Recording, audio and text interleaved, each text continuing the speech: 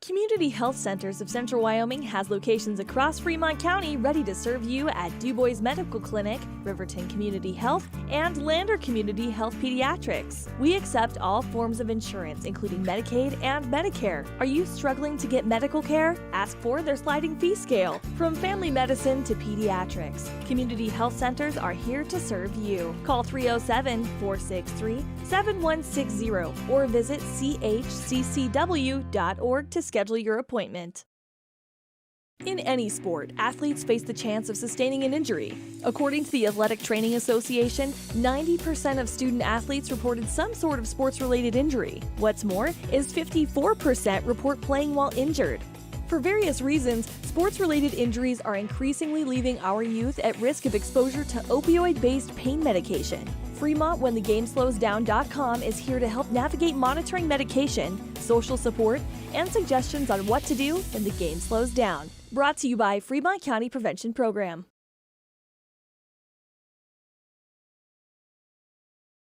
During winter storms, it doesn't take long for roads to turn slick. Snowfall is often accompanied by high winds, and blowing and drifting snow can make it difficult to see the road. Speed limits are based on dry pavement conditions and good visibility. Be ready to reduce speed and increase following distance. Crashes are twice as likely to happen when it's slick out, and it's usually because someone is driving too fast for conditions. Remember, when there's ice and snow, take it slow. This message is brought to you by WYDOT. Is your resolution this year to be healthier? You may have made a commitment to improve your physical health, but don't forget about your financial health. Atlantic City Federal Credit Union is listed as one of the healthiest credit unions in the U.S., and we are the healthiest credit union in Wyoming, according to depositaccounts.com. Don't risk having your accounts anywhere else. Become a member today and accomplish your first resolution by becoming healthier. Financially speaking, that is. Federally insured by NCUA. Open your eyes to a credit union. Atlantic City Federal Credit Union.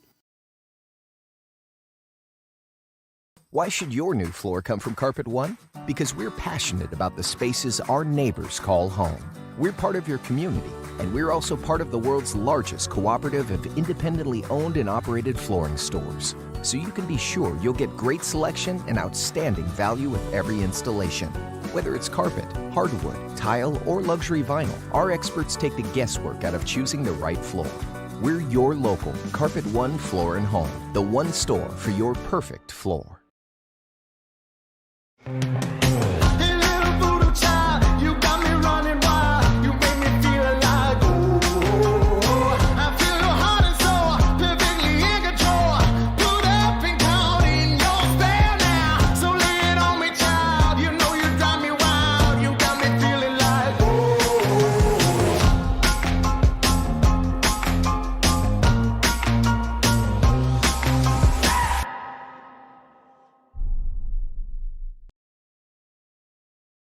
Gotchi Rehabilitation and Wellness knows what it means to be on top of your game. For over 60 years, Gotchi has led the field in providing physical therapy, occupational therapy, and wellness in Thermopolis and their facilities in Worland, Basin, Cody, and Shoshone. Whether you're recovering from an injury, deconditioned, post-stroke, or just looking to take control of your health, you'll find years of dedicated experience paired with personal care at Gotchi Rehabilitation and Wellness. Learn more at gotchi.org. Welcome to WyoToday Media's halftime show here at Riverton High School. We are at halftime of the Lady Wolverines of Riverton against the Phillies of Cody, and it has all been Cody, Travis. Absolutely. The defensive side of the ball, the pressure, and the active hands that Cody is bringing is insane, honestly. They are getting anything and everything that they want on the offensive side because of the multiple offensive rebounds. And Kevin, it's just one of those things where if you are the Lady Wolverines, you've got to come up with some kind of positive to get out of this game because right now it's been all Cody. Absolutely. All right, your halftime stats are highly in favor of Cody. Hayes has 13 total points all in the second quarter. She just went off in the second quarter. She does have 2 fouls. Buck has 8. Kennedy Neiman has 9. Her sister Reese Neiman has 11. And then Radakovich has 2, and Boyson with 3. On the Riverton girls side, not a whole lot to report. Jordanelle Anderson, who had all the points in the first quarter, didn't have any in the second, so she's got 5 total. Paisley Jackson with 4, and Savannah Martinez with 2, and that's all the scoring for Riverton. And that's got to change for Savannah Martinez. She's got to find some way to get her offense going, and if that happens, maybe the Lady Wolverines will be able to find some offense in the second half. Absolutely. Well, we're about 3 minutes and 30 seconds from the second half tipping off, and we will be back here as we're going to go pay some bills here on KTAK. Your car or truck is an investment. When it needs repairs, you need someone you can trust to do the job right. Take it to Gunners Automotive. They repair all makes and models of cars and trucks, from oil changes to brakes, tires, and more. Gunners Automotive, 856-2288. Riverton's Hampton Inn & Suites is proud to sponsor our youth athletics in Fremont County. Fremont County's school athletics provide our youth timeless experiences and lessons that can lead to success for life. Setting goals, teamwork, and hard work make young athletes into good citizens. High Plains Power is a Touchstone Energy cooperative. What does that mean for you as a Rural Electric Association member? It all comes down to 7 principles: open membership, one voice, one vote, member benefits, independence, education, cooperation, and community. To understand how it all works, we're headed back in time. In 1879, electricity was in major cities, but rural areas were out of luck. In 1935, President FDR made it possible for companies to build power lines to unserved areas. By the time we hit 1941, some 400 electric co-ops had been organized to serve rural America, just like High Plains Power. For more information, visit highplainspower.org. Ever wonder why so many babies are delivered at Hot Springs Health in Thermopolis? Could it be the exceptional prenatal care offered by our providers? Or our convenient family practice clinics located in Thermopolis, Worland, Basin, Shoshone, and Riverton? Maybe it's our new OB suites with large jetted tub, or maybe it's the place where you know you can find all of this and more.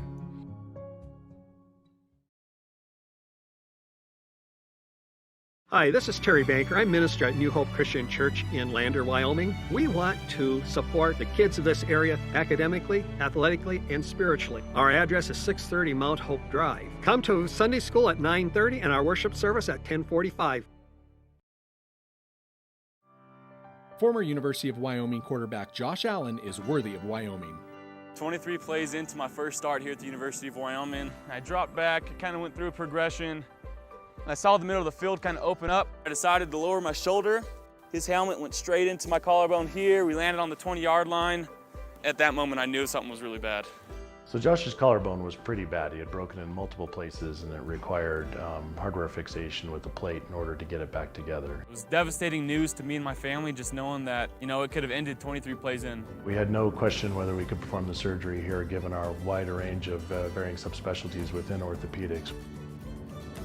I would recommend Premier Bone and Joint Centers. The thing that made me feel really comfortable with them was they made it feel like your own family. I think he'll have no problem performing in the NFL. His rehab and his recovery done very well, and I don't see any restrictions on him whatsoever. They want the best for you, and they won't steer you wrong. Let us show you why we're worthy of Wyoming. Welcome back to KTAK's continuing coverage of Riverton basketball. We're here as the halftime is going to end, and we're going to enter the third quarter of the girls' game. The score is Cody Phillies, number 2 team in the state, 44. Lady Wolverines, 11. And looks like we have the same starting lineup, at least for Riverton. For Cody, maybe we do, maybe we don't. Nope, it does look like we have the starters for them as well. Cody starts with the ball. They're going to be going left to right on your radio dial. They get it to the elbow and then swing it back out. Dribble drive is kicked back out. They're running kind of a weave. They take it all the way down. That's going to be called a block on Jordanelle Anderson. That's going to be her third, team first of the second half, and it's also going to send Hayes to the line for 2. And that weave worked to perfection. It did. It looked like it was going to take a while, and she misses the first one, so she's going to have a second one. Let's see here. They're leaving the player and the foul up longer. I talked to the PA guy, just curious as to why they took it down so fast. Second one is up and good. So that is the first point of the second half. Just as I say, that player and foul went down. 7:40 to go in the third quarter. And half-court press in effect again, almost stolen. They're going to keep it. They need to get over that timeline. They do. They get to Fegler. Fegler looks to turn and just loses possession. Fumble! Taken out of bounds. It will reside with Cody. 7:30 to go. We're not reached the running clock stage yet, as it is a 34-point lead for the visitors. Cody's going to swing it around top. They're going to start the weave again. Little weave around the free throw line. Going to dribble drive, take it all the way. Oh, miss from point-blank range. And Camden Sheets comes away with the rebound. Camden hits Savannah. Savannah's going to bring it up. She walked because she didn't know who she wanted to pass it to. She couldn't decide to go to Fegler or Jordan L. Anderson, so she kind of went to neither and pseudo-dribbled the ball, and that was a walk. So turnover by her. Fegler's going to get subbed out for Paisley Jackson. Here was 7:03 to go in the third quarter. And Cody with the ball in the front court. They're now going back to their old traditional swinging around the perimeter and see what they can find as far as a weakness goes. Nice screen set. They're going to dump it into the paint. Number 33 is going to try and get one off. Can't. Dishes out to Hayes up top. Hayes drives. She is going to be fouled in the act of shooting. She didn't hit, but that foul is going to go against Savannah Martinez. That's her team second. Here with 6:41 to go in the third. Free throw is up and good by Hayes. Reminder that you can watch all this action today on WyoToday Media's YouTube page. We're live streaming there. We got our hands slapped by Facebook last night for picking up some of the PA music, so it was a licensing violation.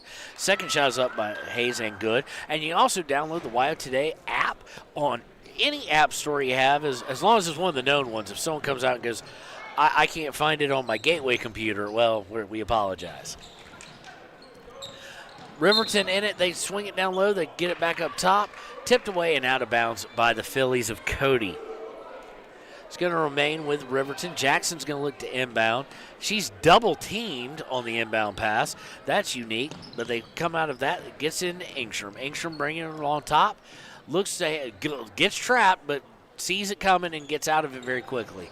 Gets it to Fossey. Fossey on the right wing. Swings up to Jackson. Jackson thought about a three, picked up a dribble real early, and she walked right into a trap. Passes out to Fossey. Fossey up from 15 is no good, and Cody's going to come away with it on a break.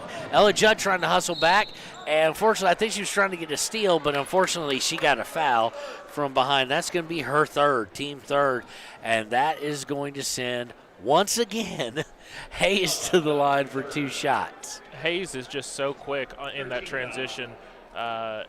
She just really, the whole team's really quick.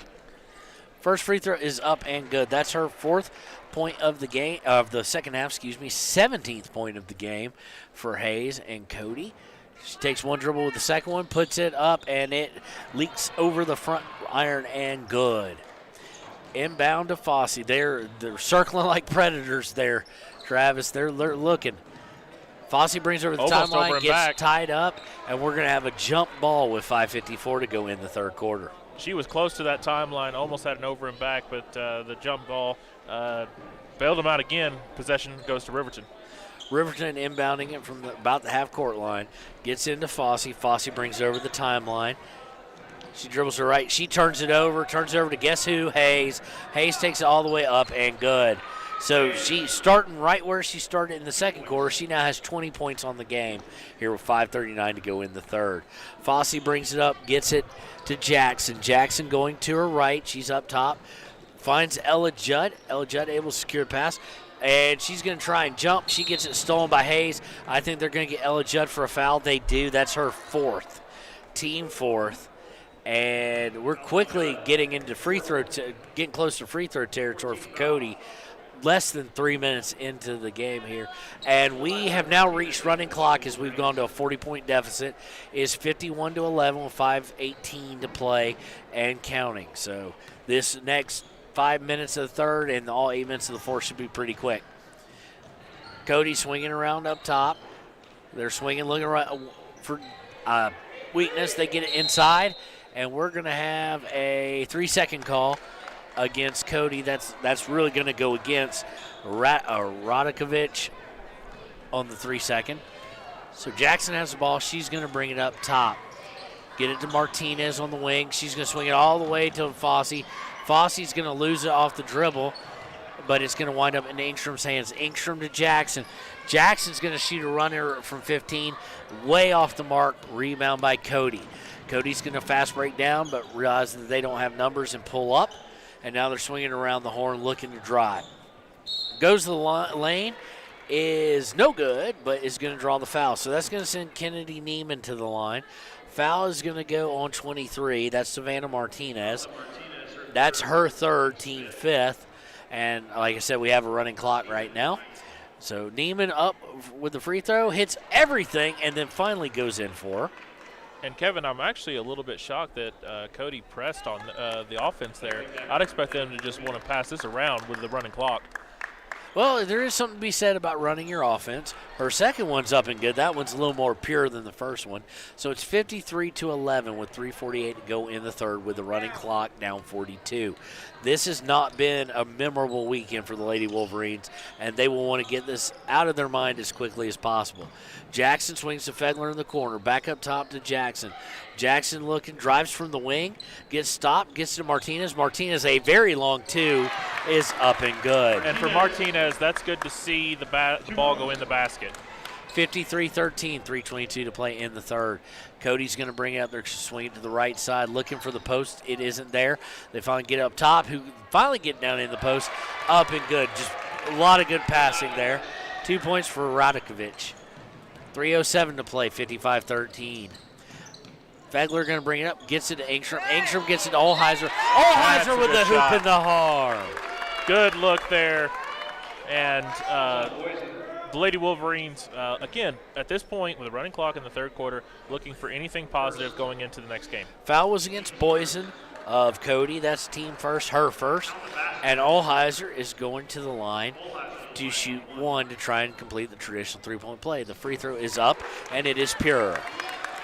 So 55-16. I don't know what actually marks coming off of a running clock either, though. So 39-point lead for Cody. 40 points is the magical rule, is it not, Travis? According to what I saw in the Wyoming High School Athletic Association handbook, mouthful, a 40-point lead in the second half is a running clock. And at what point in time does that turn off is the real question. I don't know if you have to deal with that very often.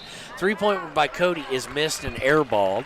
So 2:05, and yes, we still got a running clock, so I do wonder if some team made a miraculous comeback and pulled within one. Would we still be in a running clock?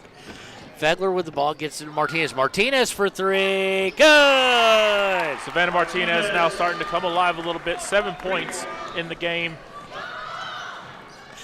And Cody goes right down. Easy point, easy score. That point's going to go to Radakovich. Her again, yes. And she's only had 6 points in this game.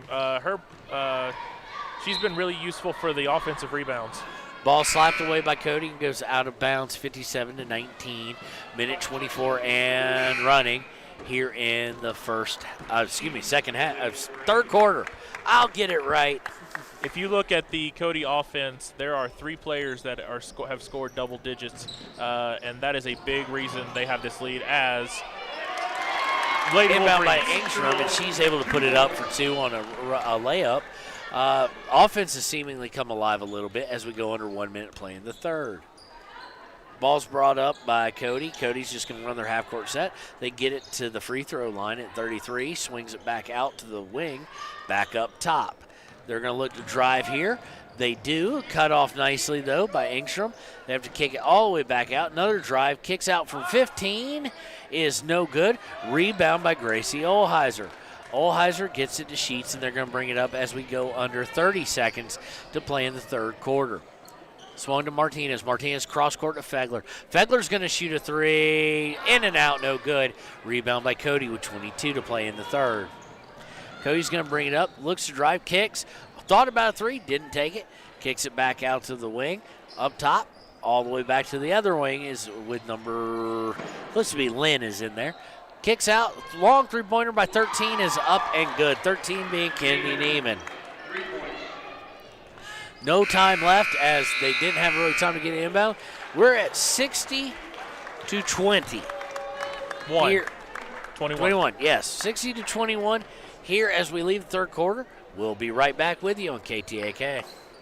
Riverton Vision Center offers comprehensive eye health exams, highly trained staff, and a large selection of fashion eyewear and sunglasses. Dr. Ballard, Dr. Hinkle, and Dr. Frazier offer over 70 years of experience. Call Riverton Vision Center at 856-9451 to schedule an appointment today.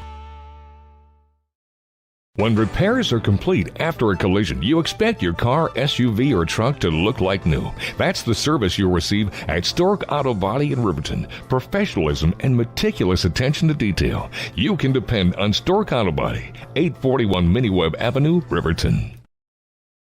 The choice is yours. Sutherland's Friends of the Family Plus Consumer Credit Card lets you choose from 5% off instantly at the register or special financing on qualifying purchases. That means no forms, no waiting, no rebates. You can choose 5% off instantly with your Sutherland's credit card. Got a big project? Choose special financing. The choice is yours with Sutherland's Friends of the Family Plus Consumer Credit Card. Subject to credit approval. Minimum monthly payment required. See store for details. Only at Sutherland's. Hi, I'm Tom from Fremont Therapy Group, and we're going to be talking about running analysis. Running analysis has 3 components to it. Obviously, you look at the running part. That's kind of the gait pattern, looking at how well they strike the ground. The next part looks at how strong they are, their legs, also how flexible they are. There's certain muscles that become tight the more you run. And then the last part, it's looking at how well you move. So you're looking at...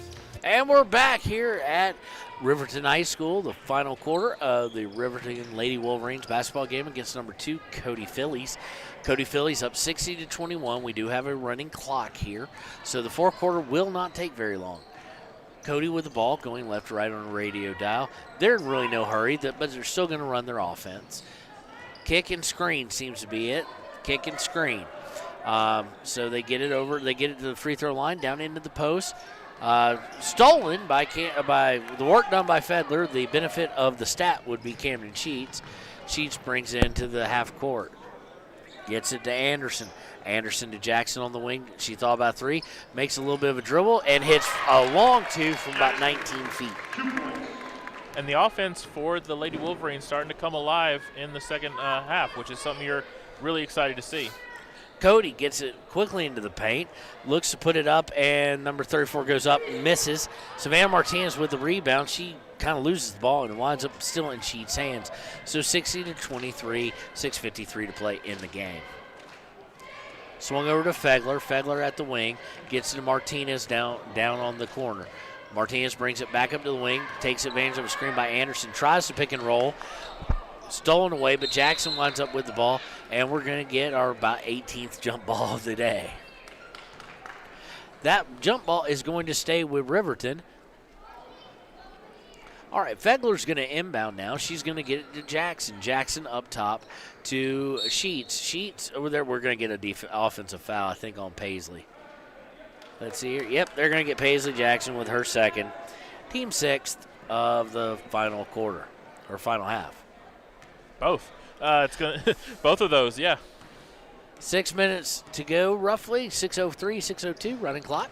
Cody's going to move. drive, put it up, and good by number 13. That's Kennedy Neiman. The Lady Wolverines, again, need to find some kind of offense to be able to at least do something with so they can talk about it going into next week. Martinez having a hard time dribbling the ball. Her strong suit being shooting. Yes. She's an adequate ball handler, but she's not. She's one that you need to spot up and shoot with. She almost loses it, but it goes out of bounds off Cody. Jackson's going to try and hit a running 15. Comes up short of everything, and Cody comes away with the rebound with 5:24 to play in the game. And I don't expect the Phillies to be in any hurry whatsoever for the rest of this game. And as I say that, that's going to be a block as they drive down, driving the baseline. They're going to get, I think, 23. No, they're going to get 15. That's going to be Jordan L. Anderson. That's going to be her 4th, team 7th. So they're going to be in one-on-one situation. So this game is going to fly by now because the running clock, even during free throws. Yeah. It's going to send, it looks like Kennedy Neiman.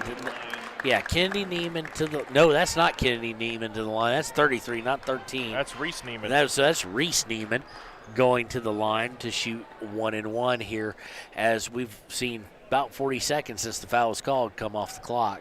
62-23, Cody. First shot is up, no good, so no second shot. Gracie Olheiser with the rebound. Olheiser gets it to Jackson. No press, no trap, nothing of that nature from Cody. They've got this ball game in hand. Gets it to Fossey. Fossey gets it to Engstrom. Engstrom to Jackson. Jackson gets over to Olheiser. Olheiser drives, takes a very contested 15-footer and got bailed out, about 17-footer. Got bailed out by a foul there. So that foul's going to go against... I saw number 11. Yes. Against Buck, her first, only team second of the entire half. Olheiser to the line for 2 shots. First one is up and good. A host of new Phillies coming in for Cody, as the clock is still running with 3:43 and counting in the game, with a 62-24 lead for the Phillies. Second shot up and good by Olheiser. So she's got 5 so far on the night. 3:32 to go. 62-25 Cody Phillies. They're going to run their little weave thing again up around the free throw line, just looking to see when they can beat the defense. Now driving by 20. 20's going to put it up and no good. Everybody goes up for the rebound. Comes away to Cody. Cody for 3. Good by number 11. That's Buck. And Radakovich really, she had 2 Lady Wolverines on her, was able to get the offensive rebound for that shot. 40-point deficit for Riverton as we go under 3 minutes to play in the fourth quarter. Judd has it up top, hands it to Jackson. Jackson kind of double team, takes it down, unwise shot selection. She's absolutely stuffed by Radakovich, and she probably should kick that back out, Travis, and reset. Yeah.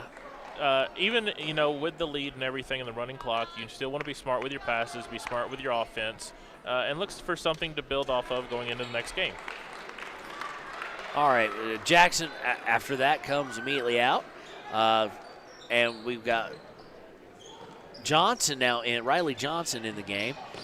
First time, I think I've seen her. I'm not sure. We did miss one tournament. So Olheiser going to drive, misses wildly. Offensive rebound by Engstrom. Oh, and she went down hard. She went down hard, and there goes the trainer now.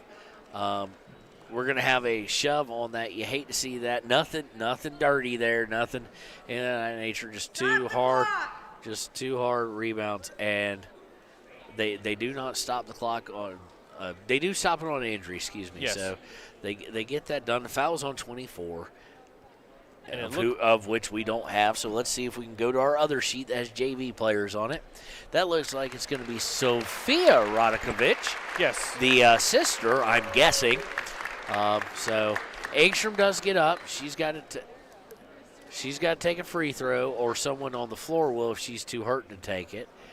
Let's see how they do with that. It's going to be 1-1, and they're going to send, it looks like, Ella Judd to take those free throws. We really hope that Engstrom's okay. And she looks okay. She came off on her own power, walking, nobody helping her. So maybe, hopefully, just the wind knocked out of her. Ella Judd puts that free throw up and good. The funny part on that free throw was they'd signaled 1-1, yet nobody seemed to be going for the rebound on the first one. Right. So Ella Judd puts up the first one. Second one is up and good, and we should be back to a running clock, but we hadn't been. Second one's missed, 65-26, all Phillies. And as an Atlanta Braves fan, I hate to even say the Phillies are winning anything. Oh, nice rip of ball away. Who was that? Was that 24? Yes, that's Riley Johnson, who we haven't seen a whole lot of so far this season. Trying to get more playing time, trying to earn it, showing what she can do here in limited minutes, taking full advantage. Inbounds is to Cody, though, as it went out of bounds. Cody has it. They're going to swing it around. They thought about a 3. Looks to drive the baseline, has to kick it back out. Brings it up, back up top, does Buck. Buck gets it to Ennis. Ennis is going to drive the lane, almost hits a little runner, misses, offensive rebound, misses, and, well, there's Miss Riley Johnson again with a defensive board with 1:12 to go in the game. and a 39-point lead. They swing it to Judd. Judd from 15 is going to miss. Everybody goes up for the rebound, gets hit out of bounds, and they're going to say it's Cody ball. And we're back on the running clock as we go under a minute to play. And a lot of stuff that needs to be discussed if you're Coach McIntosh and the Lady Wolverines coming up this week. Cody brings it over the timeline. You do wonder, long three. Oh. And banked off the glass. Now, she didn't call that, so let's be fair. But that is Lynn's first points of the game for the Phillies from Cody. Riverton's going to bring it over the timeline with under 35 seconds to play in the game. 68-26, 42-point lead for Cody. Gracie with a little shake and bake and hits from 19. And she got excited on that shot. Nice way to get her own, make her own shot. Really created that herself. Cody's going to bring it over the corner. I think the coach just told him just dribble it out. So they're going to pass it, as it does look like some of the kids getting a little more action here for Riverton deeper down the bench, are trying to put up a little bit of pressure, so they do have to keep passing to avoid a 5-second call. But we have 2 seconds, 1 second, and we have no seconds. And there is the ball game. Final score from Riverton High School. The Cody Phillies 68, the Riverton Lady Wolverines 28. We're going to take a break, and we'll be right back with the Click It or Ticket post-game show here on KTAK. Reduce your chance of injury. Come on in, you're going to love it. We'll get you on the treadmill and start the process. There are 2 ways to buy 4x4 gear, the expensive way and the smart way. The expensive way is when you buy a new truck or SUV and the dealer sells you the brush guard, the heavy-duty bumpers, the steps, lights, winch, you name it. He rolls it all in with your loan into your monthly payment. But here's the smart way. Shop at Wyoming 4x4, where you get expert advice from Dan, quality gear, professional installation, all for a whole lot less than you'd spend at a car dealer. Wyoming 4x4 on North Federal in Riverton. The smart way to roll.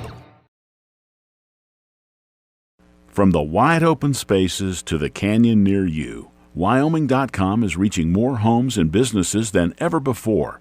For more than 25 years, we've aimed to provide the best internet and phone service to meet the needs of our customers all across the great state of Wyoming. Now it's getting even better. Wyoming.com, expanding to an area near you. Wyoming.com. We're out there. Welcome to the Click It or Ticket post-game show here on KTAK. Complete domination by the number 2 Cody Phillies. They were probably, people would think, well, they're not going to be overly motivated. They've got a lot more talent, but they do know that Riverton Lady Wolverines just got finished playing number 1 Cheyenne East, and that is their goal, and they probably wanted to look impressive. And very similar scores in the 60s versus the 20s. So, what do you think, Travis? We've got a lot to work on coming up this week if you're the Lady Wolverines. There was a lot there that needs to be discussed, like I mentioned, with Coach McIntosh and his players. First thing is you've got to figure out a way to get some offense going if you're the Lady Wolverines. It's just something that needs to be done. And on the defensive side, they need to be able to be more sure on their defense and keeping their positions. All right, and as far as stats here on the Click It or Ticket postgame show, we're not going to go through all the scoring, but Hayes had 18 for the Phillies. Buck and Reese Neiman had 11. Kennedy Neiman, I don't know if she's younger or older because I didn't write down what year she was. She had 16, and that was pretty much all the scoring, 11 points by the rest of the team. For Riverton, we had 2 with 7, Savannah Martinez and Grace Gilweiser. Paisley Jackson had 6. Ella Judd had 1. And Ingstrom had 2. And Jordanelle Anderson had 5. We'll be right back in about 30 seconds with your Papa Murphy's Player of the Game.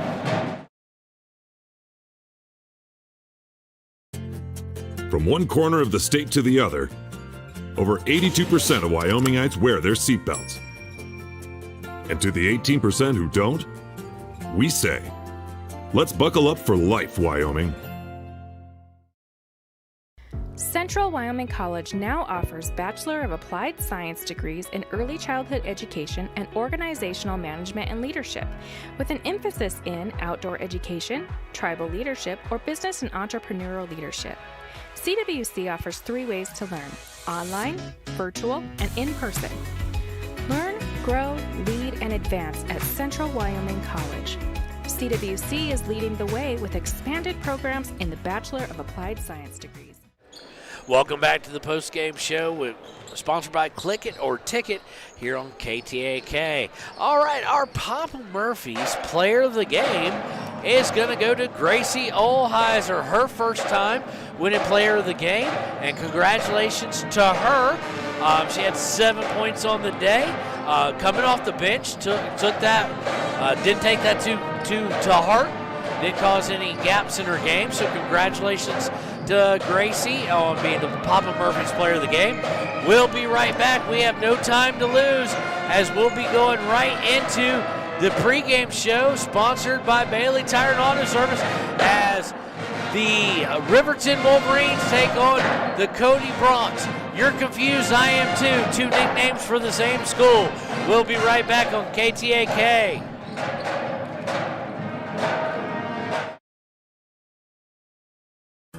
Why should you choose Lander Medical Clinic or Western Family Care for your health care? In addition to 4 locations in Fremont County, they also provide telehealth. Telehealth can be your go-to answer when you're out of town, on the road, or just can't get to urgent care. All you need is a good internet connection. To schedule a telehealth appointment, call 332-3941 today. That's 332-3941. Lander Medical Clinic and Western Family Care. With telehealth, they're putting your health first every time. When you purchase your car, do you know if you got the best payment possible? The answer is probably no. Oftentimes, your loan is packed with additional charges that can drive your monthly payment higher than it should be, costing you thousands of dollars more for your car. Hi, this is Patty, and here is your second chance to get the payment you deserve. Visit Atlantic City Federal Credit Union today for a courtesy loan review. We've helped our members save money by refinancing their vehicle with us. Now it's your turn. Open your eyes to a credit.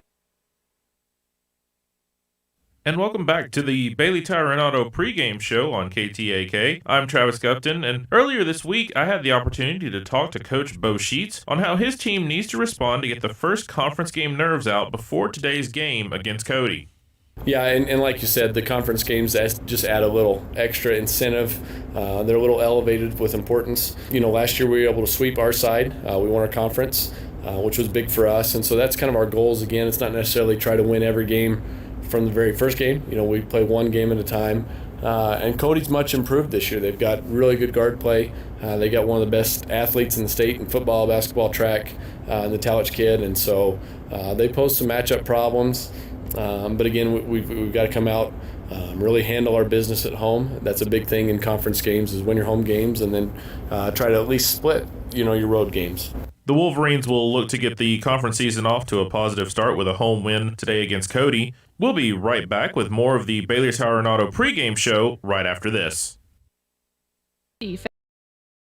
Federal Credit Union.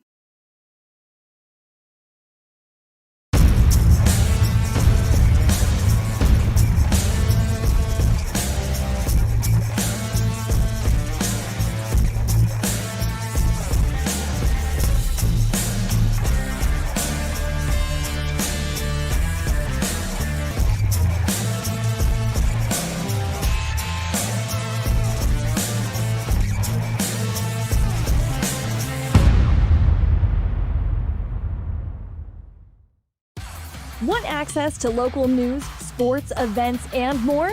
Download the WyoToday app. Now available on all platforms. Stream your favorite radio station, submit something to buy, sell, or trade for deals on the dial, or view contests and special coupons. Better yet, the WyoToday app is the best way to access free HD video of Fremont and Hot Springs County athletics. It's all at your fingertips. Head to your app store or visit WyoToday.com to download the WyoToday app now.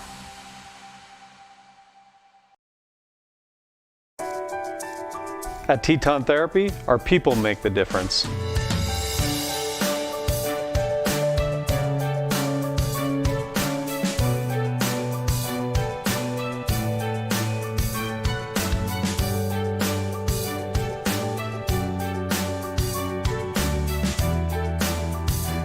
can live pain-free. The amazing staff at Teton Therapy can help in Lander and Riverton. Community Health Centers of Central Wyoming has locations across Fremont County ready to serve you at DuBois Medical Clinic, Riverton Community Health, and Lander Community Health Pediatrics. We accept all forms of insurance, including Medicaid and Medicare. Are you struggling to get medical care? Ask for their sliding fee scale. From family medicine to pediatrics, Community Health Centers are here to serve you. Call 307-463-7160 or visit chccw.org to schedule your appointment. In any sport, athletes face the chance of sustaining an injury. According to the Athletic Training Association, 90% of student athletes reported some sort of sports-related injury. What's more, is 54% report playing while injured. For various reasons, sports-related injuries are increasingly leaving our youth at risk of exposure to opioid-based pain medication. Fremont WhenTheGameSlowsDown.com is here to help navigate monitoring medication, social support, and suggestions on what to do when the game slows down. Brought to you by Fremont County Prevention Program.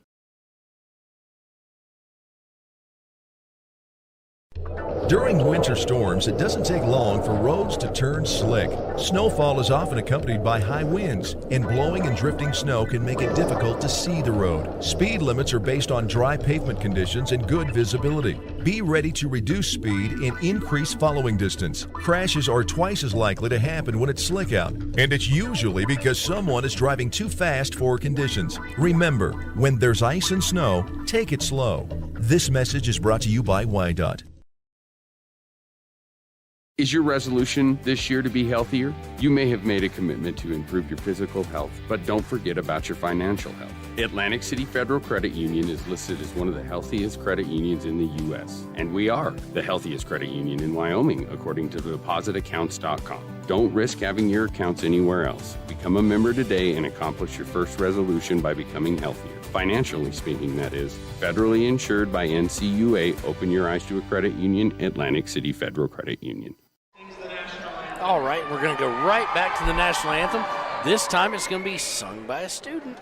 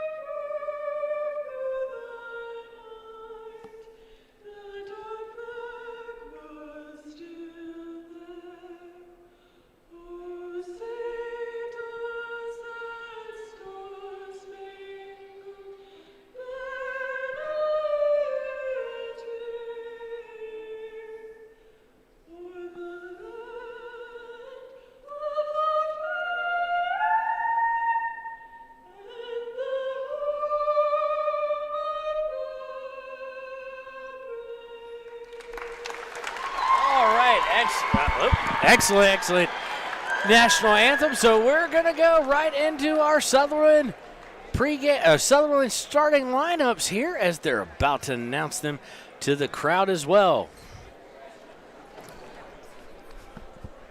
And it's going to be for. All right, and here we go. Our starting lineups for Riverton and who we playing? No, I'm just kidding. And Cody are going to be. I don't have Cody's. What you got? All right. So or do we even have Cody's yet? So it looks like number 1, Robbie Porter. Number 2, Luke Tallick. Number 13, Camden Neiman. Number 15, Wilkins Radakovich.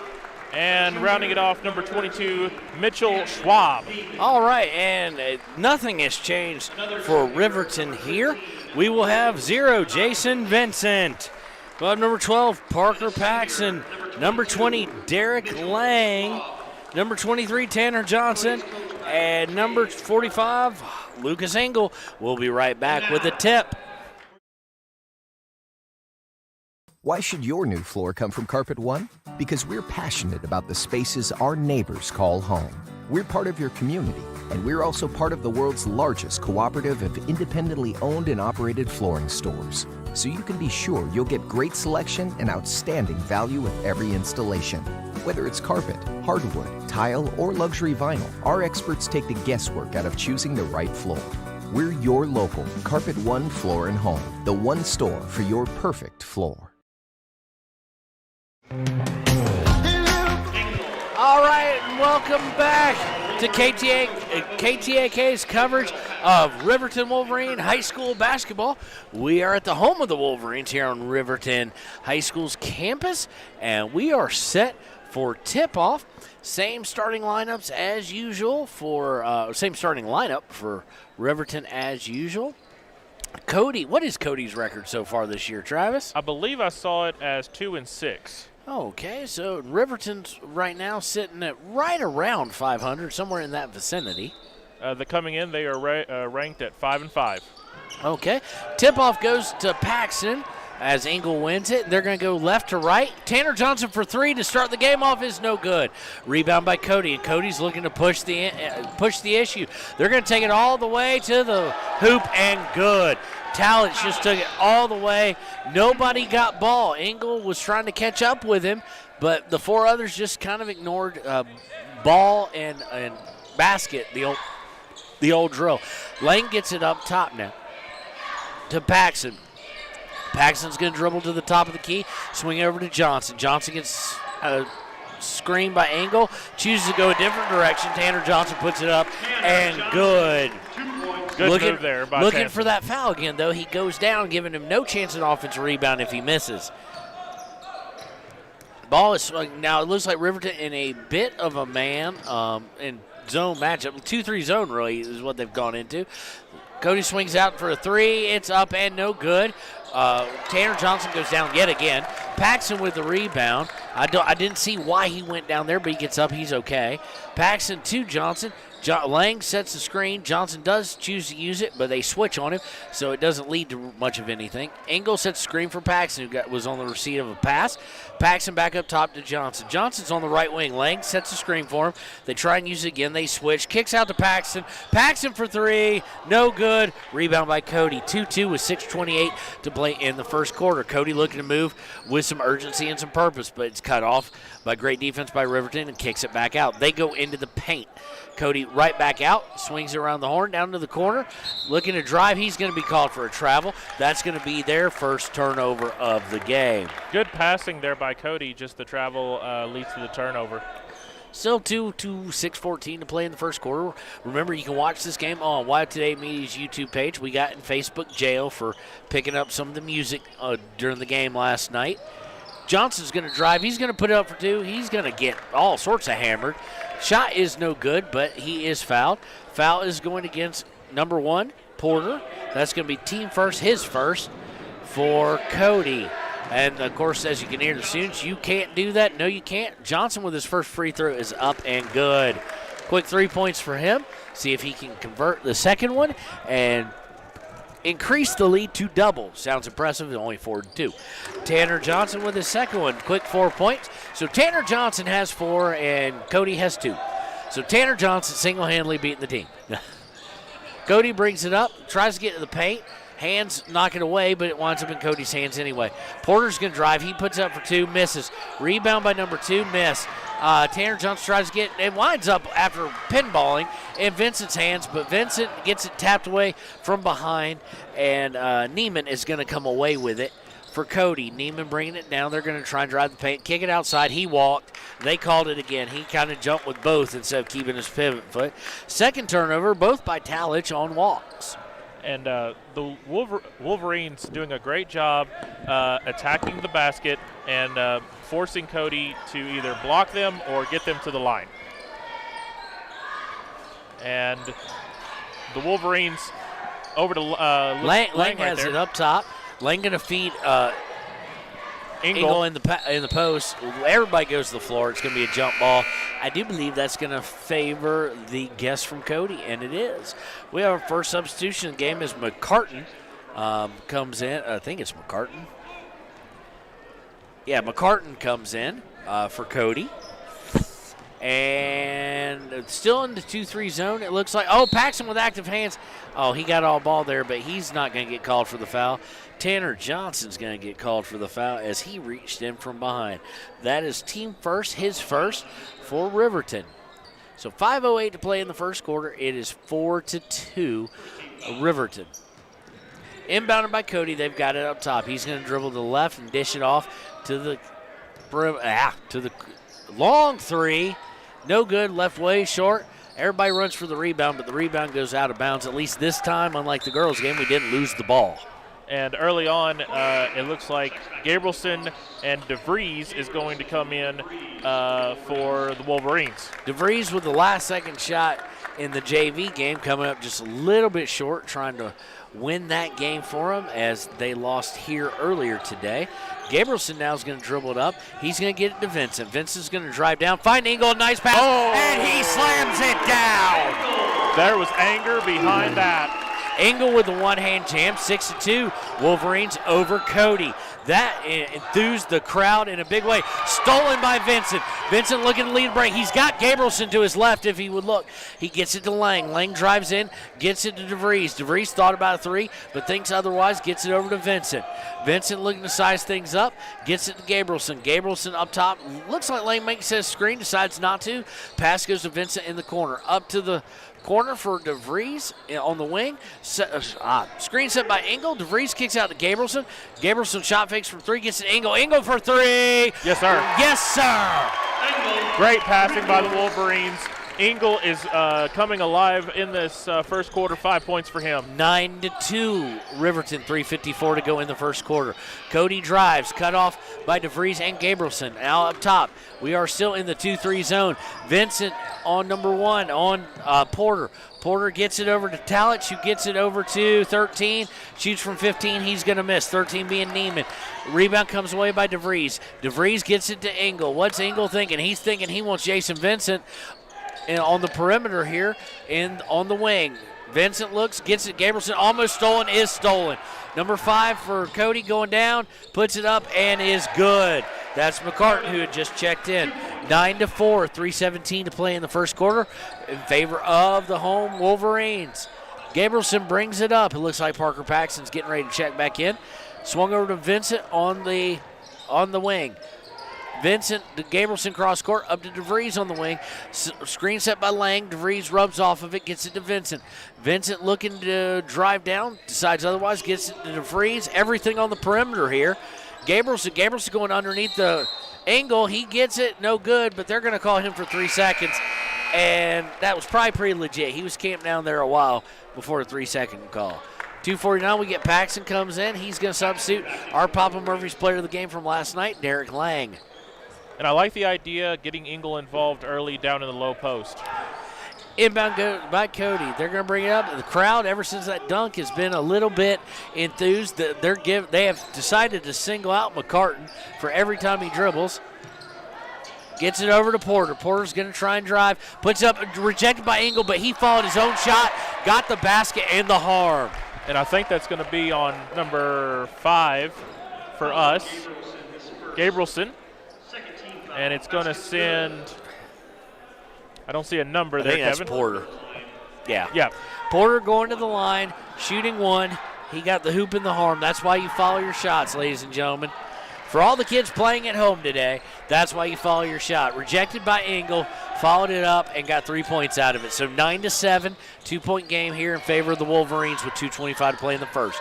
Vincent has it on the wing. He's going to drive all the way down. He's going to kick Gabrielson. Gabrielson's going to shoot for 3. Yes, sir. Bam! Gabrielson from way downtown. And that's a good sign for the Wolverines right there. Kicked over to Four. Four's going to kick it up to Porter. Porter's going to probably look to get it to Neiman. Neiman gets it over to McCartan, who misses it completely. Rebound by Four. He puts it back up. Airballs that one. DeVries with the rebound. He's going to get fouled by number 1, I do believe. So DeVries is going to get, it's going to be on Porter. That's his second, team second. And it looks like we're going to get Tanner Johnson coming back in. He's going to sub out DeVries. So team second, 12-7. Wolverines currently leading with 1:55 to go in the first quarter. And what's good is some of these players played in the JV game, so we don't have to worry about them being warm right now because they have had an excellent game early on in the day. Inbounded to Parker. He's going to bring it up. Doesn't look like Cody's ever going to press. So 1:54 to go. Paxson brings it over, goes to his right.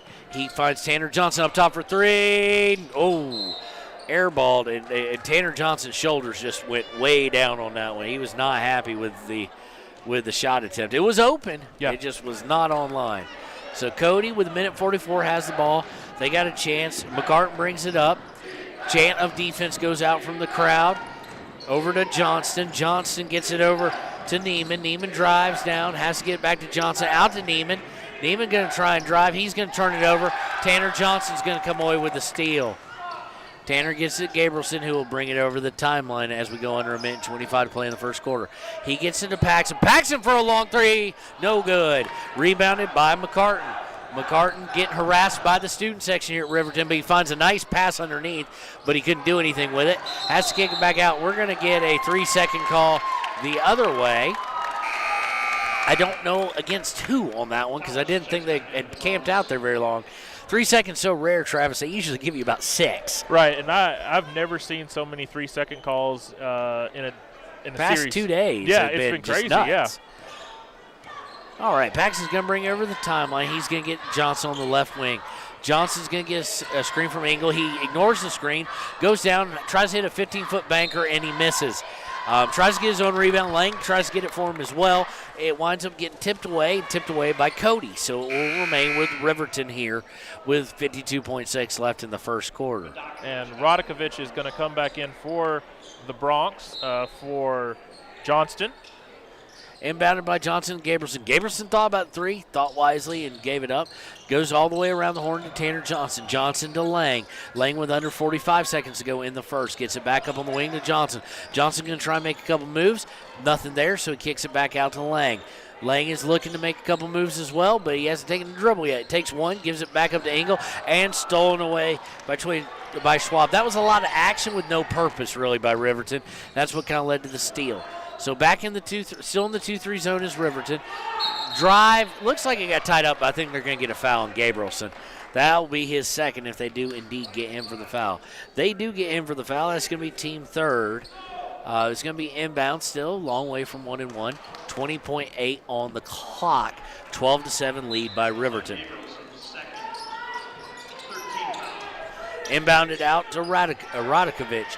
Radakovic looking, gets it over to Neiman. Neiman feeds the post. They have to kick it back out to McCartan. McCartan drives and hits from 15. He's got that stop and pop from 15 as a patent. 4 seconds left. Gabrielson with the ball. You got to put it up there, Gabrielson. He does. No good. He got it. He got a decent look. And the first quarter ends. It's 12-9, Riverton Wolverines. We're going to pay some bills, ladies and gentlemen. We'll be right back with the second quarter here on KTAK.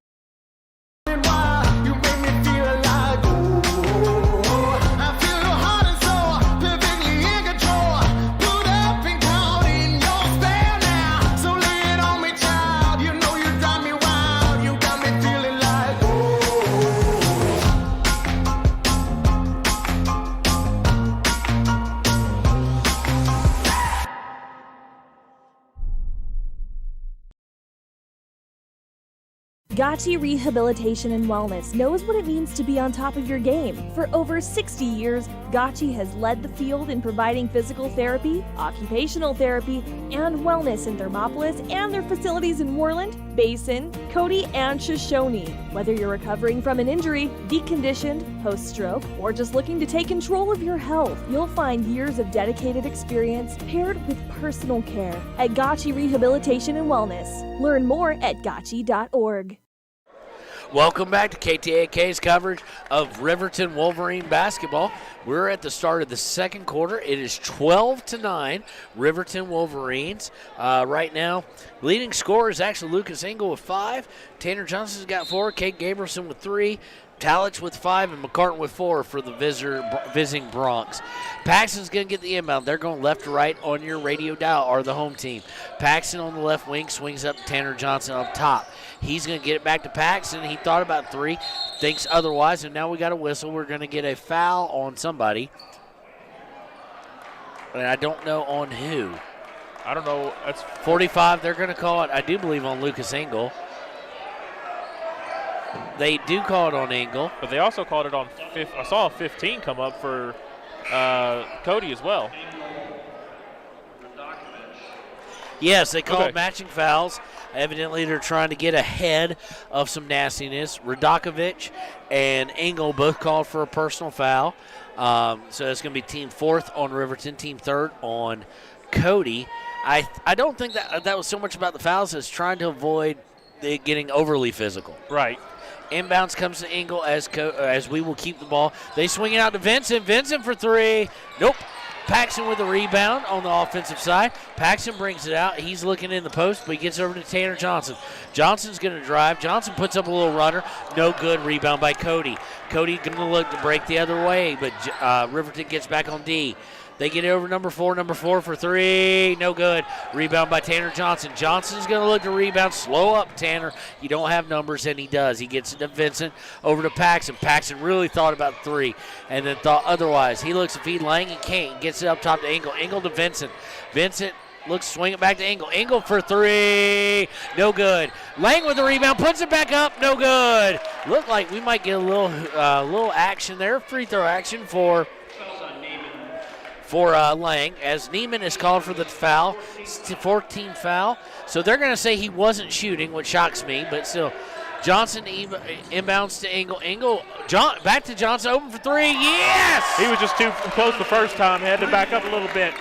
Johnson hits from 3. 6:50 to go in the half. 15-9 Riverton.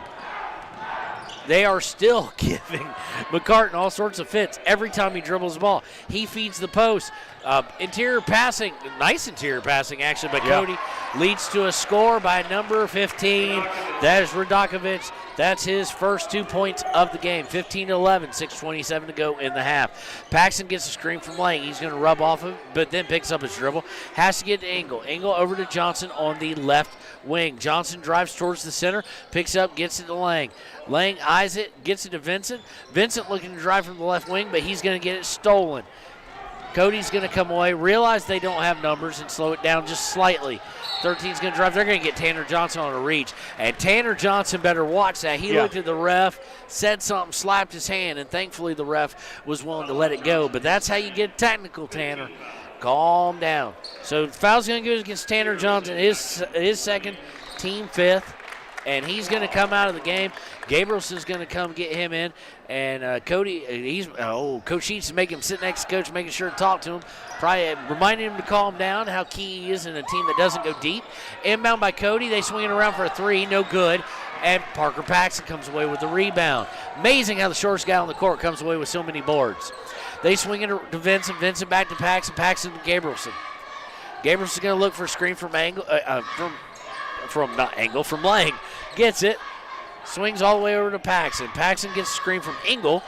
Paxton loses the ball, though. Good active hands there by McCartan. He's going to look for a baseball pass, and they've got to call that. And they don't. And they do. Yes, they got number 2. That's going to be Talich, his first, team 5th. He just ran over Gabrielson. An ill-advised long baseball pass into, as they would say today on the playoff games, into double coverage. Absolutely. And the Cody coach is making his case, but there's no case to be made there. Really, the pass is what led to the foul. I mean, there's nothing ill about it. So Vincent has it in our half court. Vincent going to hand off to Paxton. Paxton taking a screen from Engel, and they're going to get number 2 again. Number 2's decided to get really, really physical. He points at himself as this me when he just ran over the screener. So that was Engel with the screen. So that's going to be team 6th. Talich is 2nd. They're going to send Broussard in to grab him. And the fans getting louder with the "you can't do that." Fans getting into this one. This seems like Travis, it could get a wee bit chippy. And and with what we've seen early, the already offsetting fouls, absolutely. Gabrielson with the ball gets it over to Paxton. Paxton looking to size up his guy, brings it back up top. Over to Vincent. Vincent's up top, looking for a screen from Lang. He gets it. He looks to drive. He almost gets his pocket stolen, and he does. But Engel, through some active hands, is at least able to eliminate a fast break. That is kind of the worry with Vincent when he drives lane. He's a little bit reckless with the ball. So, and really, the Wolverines, as overall, have not really been as crisp as I would want on their passes and on their dribbles. Cody's active hands are giving them all kinds of fits. Inbound by Cody. Cody brings up in the half court. They're trying to set their offense. Cross-court pass. They go to the paint. Kicks it back outside. They're looking for a 3, I think. They do get the look. Hit it from 3. You spoke that one into existence. Neiman with a 3. They were definitely probing for it as they were getting the swing passes fast enough where they were beating the zone's rotation. And that's how you have to beat a zone. You got to shoot over the top of it. Gabrielson with it. Up top, he gets it to Paxton with 4:24. Paxton for 3, no good. Cody rebound, 15-14. Riverton with the slimmest of margins with 4:18 to go in the half. Cody's going to get over to 15, who's going to shoot for 3. He's going to miss, and there's Parker again with the rebound. Parker hits Vincent. Vincent brings it over to the wing, gets it back up to Paxton. Paxton takes a screen off of Engel. Back over to Engel. Engel looks to shoot from 15. He's going to leave it short. Vincent with the rebound. He goes up, and he's going to get fouled by 0. Broussard with the foul. Team 7th. Should be a shooting foul. And it is. They got... And it will be 1-1 the rest of the way, even if not. So... And with what I like right now with the Wolverines' offense is they're not, like, getting the offensive rebound and then kicking it back out. They're going back up. Vincent with the first free throw hits every bit of the iron, but it does fall through for his first points of the game. Blake Beardahl is in for Cody. Well, we got Houck coming in, and we got DeVries, both of them from the JV game earlier, JV players who've earned a spot. Vincent's second free throw is up and pure. 17-14 with 3:56 play in the half. Riverton with the lead. Let's see if they're still in that zone. No, they've came into a bit of a man, it looks like. Yes, they're in man now. At least up top they're in man. And they're switching on all screens. Ball being swung around the perimeter, and we're going to get a whistle. Don't know what for. I don't know who they I think it's going to be on Brandon Houck.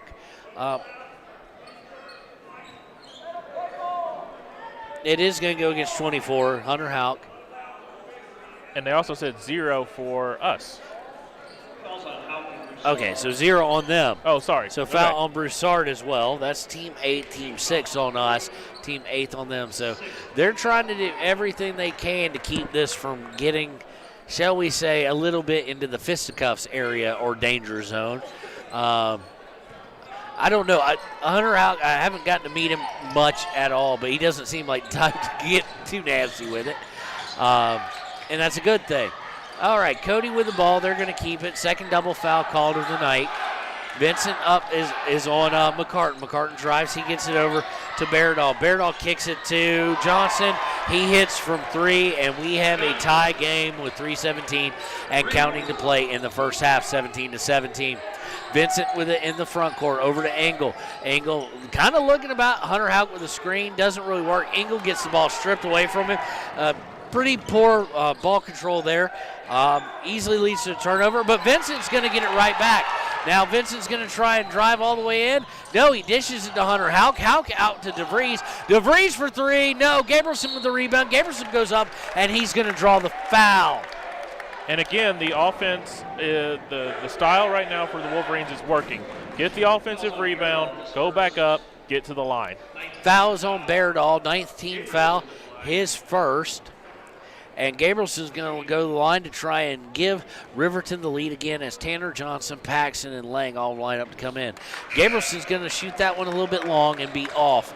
So still 17-17, 2:49 to go in the first. And if you're looking down at the low post, there's a lot of banging going down. There's a lot of rough play going on, so we're going to see how that plays the rest of the first half. Gabrielson takes 2 dribbles, puts the second one up, and he is good from there. 18-17, slimmest of margins for Riverton as we go under 2:45 to play in the first. Cody's going to bring it up. The Broncs are going to go to their left, then swing it back to the right. Swinging it over to Johnston. Johnston's going to swing it over to Neiman for 3, and he is good. And they are shooting from a long way away. 20-18, Cody. Tanner brings it up, shoots for 3, no good. Lang with a slap of it, got it loose from the original rebounder, but it's going to be taken by Cody. And then Tanner Johnson with an absolutely silly foul, and Coach Sheets is all over him about it. He got frustrated, he missed a shot, and he fouled a guy at the half-court line, just a silly reach. The unfortunate part for not a deep Riverton is that is the third foul on Tanner and the 7th team foul. So you're going to get 1 and 1, and you're going to have to lose Tanner Johnson for who knows how long. Yeah. Engel and Vincent come in, DeVries and Tanner sits down. Coach Sheets is really kind of using this as a teaching moment. You can see him say, no point in the foul. There is no point there. There was no chance of a steal or anything like that. It was just a silly bump. So the first free throw is up and no good, so we won't get a second. I think we're going to get over the back on 15 for Cody on the rebound. I think that's going to go against Radakovic. Let's see here. Let's see the ref signal. It was 15, yes. Okay, it's going to go against Radakovic. So that's team 10th foul. And so we take the long walk down to the other end of the court. For double bonus, and it's going to be shot by number 20, Lang. Lang with a chance to go to the line and tie it back up. And Coach Sheets is still talking to a certain player to emphasize, hey, that third foul against you is way more detrimental than a steal would be good for us. Lang hits his first free throw of the evening, his first point of the evening, to make it 20-19 with 2:18 to play in the half. Lane takes a couple dribbles, puts the second one up, and good. So we are all tied up with 2:18 to play in the half. And again, McCartan touches the ball, and the fans go right on him. 13-15, back to 22. Schwab out to McCartan. McCartan, a long 3. Oh, dagger. He said, hey, students, you can make fun of me all you want. 23-20, and that was about from 24 feet. Long shot. That's one of those the coaches go, no, yes! Minute 50, feed down into Lang. Lang back, trying to get back to Engel, turns it over. 15 on the drive. They're looking to double team him. Oh, they're going to get a foul there. The one thing, Vincent been fine if he trapped him. Vincent came over with Engel to trap, but he jumped into him. Yeah. So that's going to go against Vincent, his first, team 8th. So 1 and 1 for 15. Radakovic is going to the line. And we get to take a breath, partner, because that was a lot going on right there. Radakovic going to spin the ball once, take 3 dribbles, puts it up, and it is no good. Engel gets it. I'd like to see them take that right off the rim, though. Yes. Instead of letting it bounce, it gave Cody kind of a little chance. Swings to Vincent. Vincent may have walked there, but it's not called, thank goodness. They get up top to Paxton. 3-point lead for Cody. Paxton to Vincent. Vincent's going to dribble up top. He's going to try and get to Lang. He does to Paxton over in the corner. Paxton thought about a 3. Gets it back out to Vincent. Vincent to Engel. Engel's going to get it to Gabrielson. Gabrielson up around 3-point line. Everything way away from the basket. Yeah. Gabrielson to Lang. Lang's going to drive down. Lang is not going to go up with it. He's kind of stuck. Oh, nice pass to Gabrielson. Good look. Nice move. Nice cut by Gabrielson. And nice assist by Lang with 1:02 to go in the half. 23-22. Cody Bronx. Cody with it in the half court. Going to swing it over. A long 3 by 13. No good. Engel this time does take it off the rim. And here comes Riverton with a chance to regain the lead. He must have heard you on the last rebound. I know I'm loud, but I didn't know I'm that loud. Paxton with it on the wing, right wing. He's going to dribble up top. And now he's going to look to go right again. Comes back up top. Gets it Gabrielson. Gabrielson for 3. No good. There was no arc on that shot. No. Cody now with the ball. 1-point lead with under 25 seconds to play in the half. Cody is definitely playing for one shot. Absolutely. They just kind of held it until Gabrielson went up and put a little token pressure on McCartan. McCartan drives. He's going to shoot from 15, not the last second shot. He misses, so rebound with 10 seconds. Vincent has it, gets it to Paxton with 8. Paxton up top with 6, 5, 4. Paxton looking to shake and bake. A bad 15-foot shot because he couldn't pass it. Long three-quarter shot by Cody after the rebound. No good. So we are going to go to half here at Riverton High School with a score 23-22. 1-point lead in favor of the visitors from Cody. We'll be right back with your WyoToday Media Halftime Show here on KTAK. Your car or truck is an investment. When it needs repairs, you need someone you can trust to do the job right. Take it to Gunners Automotive. They repair all makes and models of cars and trucks, from oil changes to brakes, tires, and more. Gunners Automotive, 856-2288. Riverton's Hampton Inn & Suites is proud to sponsor our youth athletics in Fremont County. Fremont County's school athletics provide our youth timeless experiences and lessons that can lead to success for life. Setting goals, teamwork, and hard work make young athletes into good citizens. High Plains Power is a Touchstone Energy cooperative. What does that mean for you as a Rural Electric Association member? It all comes down to 7 principles: open membership, one voice, one vote, member benefits, independence, education, cooperation, and community. To understand how it all works, we're headed back in time. In 1879, electricity was in major cities, but rural areas were out of luck. In 1935, President FDR made it possible for companies to build power lines to unserved areas. By the time we hit 1941, some 400 electric co-ops had been organized to serve rural America, just like High Plains Power. For more information, visit highplainspower.org. Welcome back to the WyoToday Media Halftime Show here at Riverton High School as the Riverton Wolverines are facing the Cody Bronx. Right now, just a little bit of who's got what as far as points go. McCartan, who is taking a lot of grief from the student section, he's got 7 for Cody. Neiman with 6, Talich with 5, Johnson with 3, and Radakovich with 2. On the flip side, Tanner Johnson with 7, leading scorer. That third foul becomes more apparent at that point. Kate Gabrielson actually has 6. Lucas Engel with 5. And then Jason Vincent and Derek Lang both with 2. Parker Paxton just facilitating has 0. So, Travis, tell us what you thought about the first half. Yeah, so one of the things that I'm looking at right here is the Cody Bronx is not playing like a 2-16. They are doing a lot on the defensive side that is making the Wolverines' lives really difficult on the offensive side of the ball. And when it comes to the second half, Parker Paxton has to start scoring. He's, like Kevin was saying, he has started facilitating more than he has been looking for shots, and that is not going to cut it in the second half with the lead for Cody being 23-22. One of the other things that we need to talk about in this second half is, if you're Coach Sheets, is Tanner Johnson has to figure out a way to keep from getting his 4th and 5th foul in the second half. He is, like he said, Kevin was saying, leading the scoring with 7 for the Wolverines, and that is something that you cannot afford to lose early on in the second half. I expect an exciting second half, and we're going to be right back with more of the WyoToday Media Halftime Show right after these messages. Ever wonder why so many babies are delivered at Hot Springs Health in Thermopolis? Could it be the exceptional prenatal care offered by our providers? Or our convenient family practice clinics located in Thermopolis, Worland, Basin, Shoshone, and Riverton? Maybe it's our new OB suites with large jetted tub, or maybe it's the place where you know you can find all of this and more.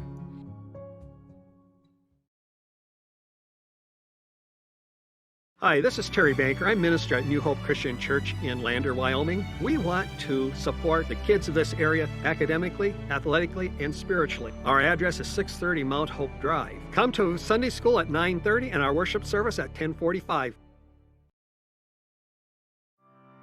Former University of Wyoming quarterback Josh Allen is worthy of Wyoming. 23 plays into my first start here at the University of Wyoming. I dropped back, kind of went through a progression. I saw the middle of the field kind of open up. I decided to lower my shoulder. His helmet went straight into my collarbone here. We landed on the 20-yard line. At that moment, I knew something was really bad. So Josh's collarbone was pretty bad. He had broken in multiple places, and it required hardware fixation with the plate in order to get it back together. It was devastating news to me and my family, just knowing that, it could have ended 23 plays in. We had no question whether we could perform the surgery here, given our wider range of varying subspecialties within orthopedics. I would recommend Premier Bone and Joint Centers. The thing that made me feel really comfortable with them was they made it feel like your own family. I think he'll have no problem performing in the NFL. His rehab and his recovery done very well, and I don't see any restrictions on him whatsoever. They want the best for you, and they won't steer you wrong. Let us show you why we're worthy of Wyoming. Riverton Vision Center offers comprehensive eye health exams, highly trained staff, and a large selection of fashion eyewear and sunglasses. Dr. Ballard, Dr. Hinkle, and Dr. Frazier offer over 70 years of experience. Call Riverton Vision Center at 856-9451 to schedule an appointment today. When repairs are complete after a collision, you expect your car, SUV, or truck to look like new. That's the service you'll receive at Stork Auto Body in Riverton. Professionalism and meticulous attention to detail. You can depend on Stork Auto Body, 841 Miniweb Avenue, Riverton. The choice is yours. Sutherland's Friends of the Family Plus Consumer Credit Card lets you choose from 5% off instantly at the register or special financing on qualifying purchases. That means no forms, no waiting, no rebates. You can choose 5% off instantly with your Sutherland's credit card. Got a big project? Choose special financing. The choice is yours with Sutherland's Friends of the Family Plus Consumer Credit Card. Subject to credit approval. Minimum monthly payment required. See store for details. Only at Sutherland's. Hi, I'm Tom from Fremont Therapy Group, and we're going to be talking about running analysis. Running analysis has three components to it. Obviously, you look at the running part. That's kind of the gait pattern, looking at how well they strike the ground. The next part looks at how strong they are, their legs, also how flexible they are. There's certain muscles that become tight the more you run. And then the last part, it's looking at how well you move. So you're looking at ways to help you reduce your chance of injury. Come on in, you're gonna love it. We'll get you on the treadmill and start the process.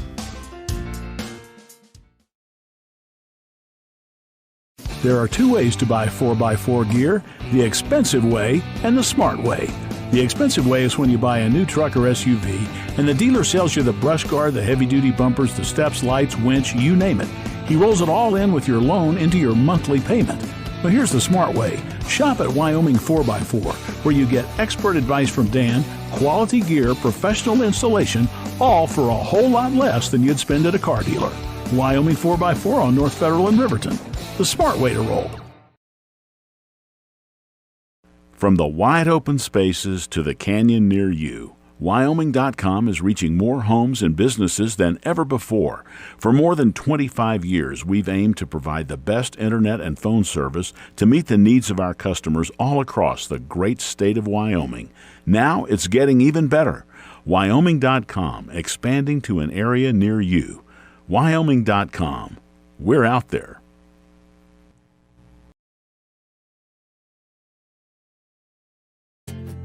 From one corner of the state to the other, over 82% of Wyomingites wear their seatbelts. And to the 18% who don't, we say, let's buckle up for life, Wyoming. Central Wyoming College now offers Bachelor of Applied Science degrees in Early Childhood Education and Organizational Management and Leadership, with an emphasis in outdoor education, tribal leadership, or business and entrepreneurial leadership. CWC offers 3 ways to learn: online, virtual, and in person. Learn, grow, lead, and advance at Central Wyoming College. CWC is leading the way with expanded programs in the Bachelor of Applied Science degrees. Why should you choose Lander Medical Clinic or Western Family Care for your health care? In addition to 4 locations in Fremont County, they also provide telehealth. Telehealth can be your go-to answer when you're out of town, on the road, or just can't get to urgent care. All you need is a good internet connection. To schedule a telehealth appointment, call 332-3941 today. That's 332-3941. Lander Medical Clinic and Western Family Care. With telehealth, they're putting your health first every time. When you purchase your car, do you know if you got the best payment possible? The answer is probably no. Oftentimes, your loan is packed with additional charges that can drive your monthly payment higher than it should be, costing you thousands of dollars more for your car. Hi, this is Patty, and here is your second chance to get the payment you deserve. Visit Atlantic City Federal Credit Union today for a courtesy loan review. We've helped our members save money by refinancing their vehicle with us. Now it's your turn. Open your eyes to a credit union. Atlantic City Federal Credit Union. And we're back here on KTAK for second half option.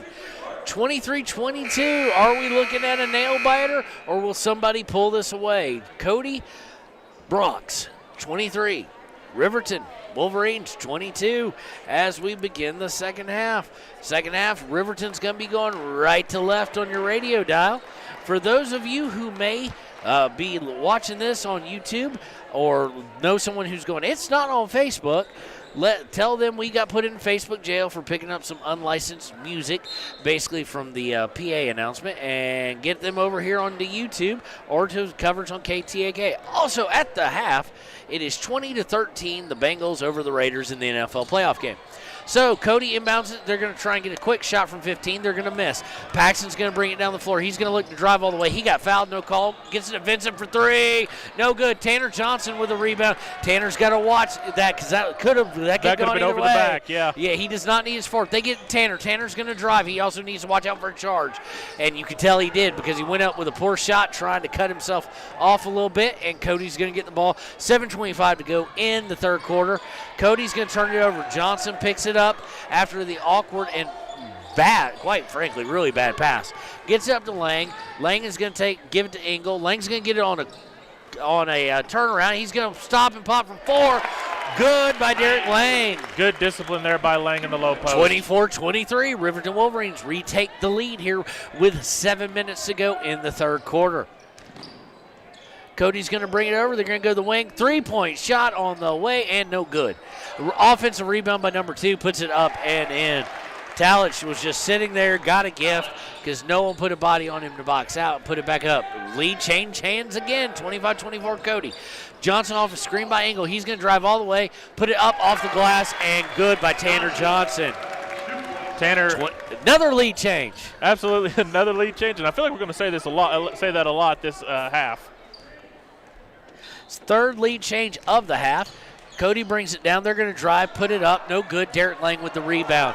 Lang's got a long baseball pass to Johnson, who gets it to Engel.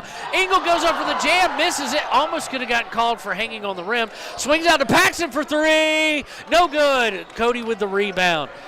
Weird series of events there. Still 26-25 Riverton. Cody bringing it up with a purpose. They're going to look to drive. Kicks it off to the wing. Driving on Tanner. Tanner's got to be careful here, and you can tell he was careful, but still missed shot. Derek Lang with the rebound. Derek's going to bring it up.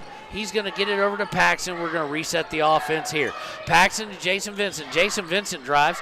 Kicks all the way out to Tanner Johnson for 3. No good. Rebound almost by Vincent, but taken away by Cody. 26-25 still. 5:37 to go. Riverton with the slimmest of margins. And finally, Cody slows down the offense after that hectic first pace. Cody said, where's the 0-2? We're out of gas here for a second. Let's regroup. They swing it over to the wing. Comes back up top to Neiman. Neiman almost stolen by Paxton as he was trying to hand it off. Neiman for 3, though, is going to come up short. Rebound is gotten by Cody. Cody gets it out to Porter. Porter drives, then kicks it back out to Schwab. Schwab resets things, drives to his right, hands it off to Neiman. Neiman goes for a 15-footer, no good. Paxton almost for the rebound, but Engel does get the rebound, then gets it back to Paxton. Paxton to Vincent. Vincent, it's not there, you'd be double-teamed. He thinks wisely, gets it out to Paxton on the wing. Screen set by Lang. Paxton gets it back to Lang. Lang is going to shoot a 3. He looked at the bench at first like, can I?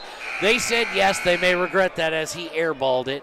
4:46 to go, 26-25 still, Riverton with the lead. About the time I decided to keep up with lead changes in the second half, they just stopped. Right, and that happens a lot sometimes. All right, inbound by Cody. Cody gets it over to McCartan. They're not really getting on to McCartan anymore. McCartan swings it over to Johnson. Johnson gets it inside the paint, back out to McCartan. McCartan for a long three. He's no good. Leaves it short. Paxson with the rebound. He's got numbers. 2-on-1. Gets it to Vincent. McCartan, he's going to walk. McCartan actually did a good job of getting into position. I think that caused the walk. I didn't think there was any way he would be able to get into a charge-taking position, but he did. So, inbound by Cody. McCartan with it. So far, we've had no fouls in this half, I do believe. McCartan gets it over to Neiman. Neiman over to Radakovich. Radakovich up top to McCartan. McCartan looking to reset things. Feeds the post down to Talich. Talich stepped on the baseline, and it is going to go back over to Riverton. So 4:07 left to go in the third. 26-25. We've got the makings of a fun one here, partner. Absolutely, and Engel with really good defense, keeping his hands up and almost forcing the Cody offensive player on that baseline. So DeVries is going to come in, so is Hunter Houck. They're going to spell Lang a little bit. They're going to spell Jason Vincent. We also saw Tanner Johnson come out for Gabrielson. He did a very good job to play the first half of the third quarter. Pretty foul, well, not pretty foul-free, flat-out foul-free. So he still has 3. A lot of guys flirting with foul trouble for, by the way, need to mention this earlier during halftime. Broussard, Porter, Talich, and Radakovich all with 2 on the Bronx side. So Gabrielson with the ball now. He's on the wing. He tries to feed it underneath to Engel. Gets it in. Engel does wisely to throw a shot up so he can get a shooting foul. We have our first foul of the second half. That's going to go against Talich, and that is Talich's number 3, his third, team first. So that means Engel's going to go to the line and shoot some free throws. Good job by Engel to try and get some semblance of a shot. There was no way it was going in, but to make it a shooting foul instead of just an inbound foul. He had great position there. First one's up and well short. Does draw at least a little bit of iron. I was going to say that the Wolverines doing a lot better on the free throw line in this game, and I'm glad I held that statement. 3:52 to go. Still a 1-point lead for Riverton in the third quarter. He puts the second one up, and he overcompensates. It goes long. So he's 0 for 2 from the free throw line. Away comes Cody. Cody gets it over to Porter. Porter looks to drive, has to kick it out to Schwab. Schwab over to McCartan. McCartan looking. He drives down, gets it over to Johnson. Johnson back over to Porter. Porter going to shoot a 3. No good. And rebound's going to come away to Paxson. Paxson looking to push the issue. Not really numbers there, but he goes all the way in, lays it up. It comes in short. We're going to have a jump ball, I do believe. We are, and the coach is, shall we say, mad at Cody. Even though it's their ball. I think he was most mad about the rebound. He is furious with Schwab as he comes off the floor about Schwab's lack of effort on that rebound and securing it. Anyway, no harm for them. Cody comes away with the ball. They're going to swing it around the perimeter. Now go inside and no, that's Hunter Houck. Excuse me. I saw 2 in a short light brown hair, and I was like, oh, that's Tanner. They had to go and get a similar haircut. So fouling Hunter Houck, his second, team first of the half, inbound by Cody. Cody gets it up top to Johnson. Johnson over to McCartan. McCartan over to Neiman. Neiman for 3 is good.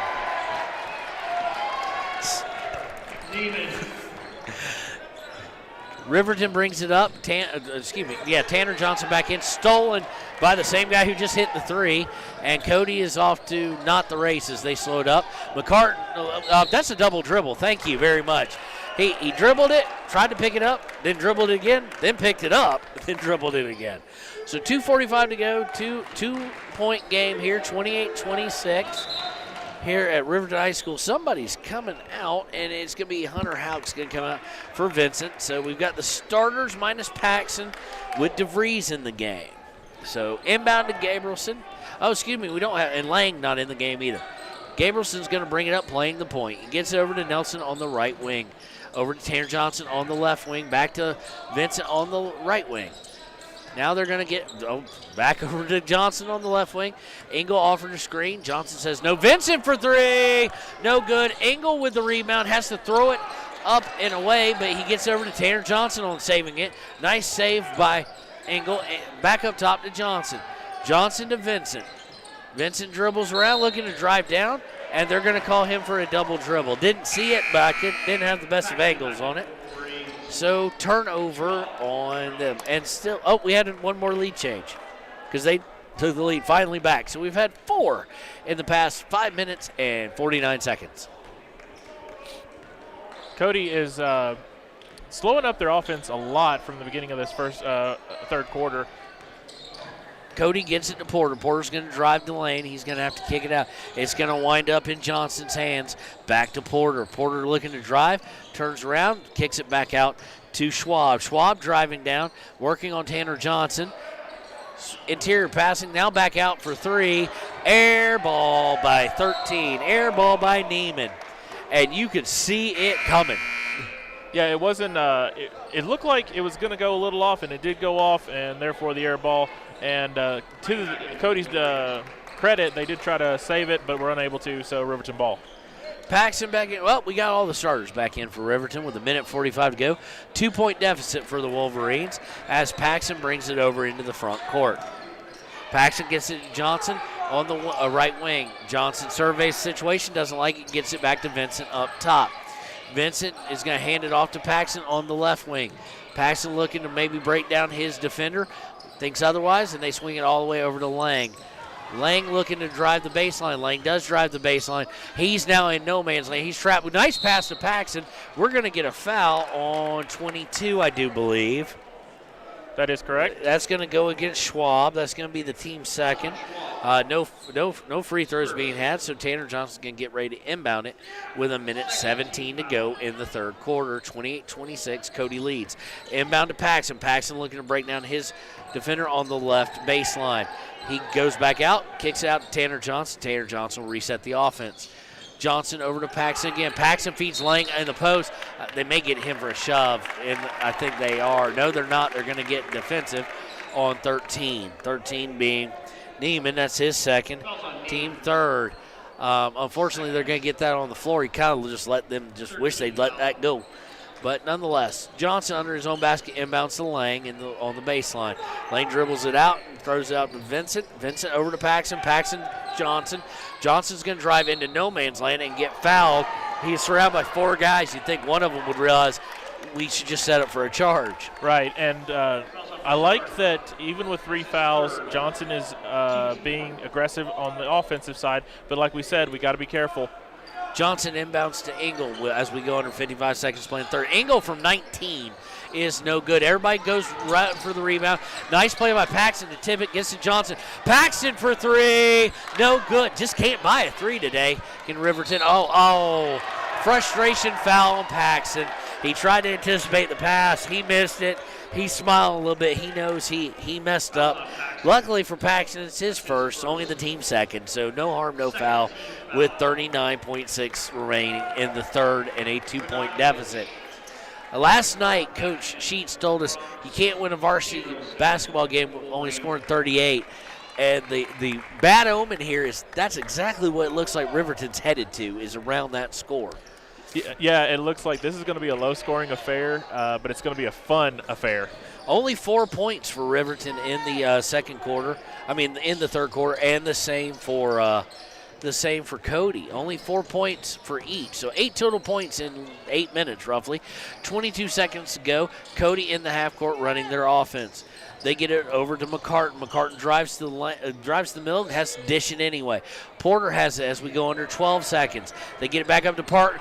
Steal by Gabrielson. Gabrielson's going to have a chance to take it all the way. He goes up and is no good. Tip back by Engel. What a tip by Engel. Way to follow that up there. And we're going to see the time expire, so we're tied going to the fourth quarter here at Riverton High School. Cody and Riverton High School all knotted up. We're going to take a break and come back for the exciting fourth quarter finish in just 1 minute.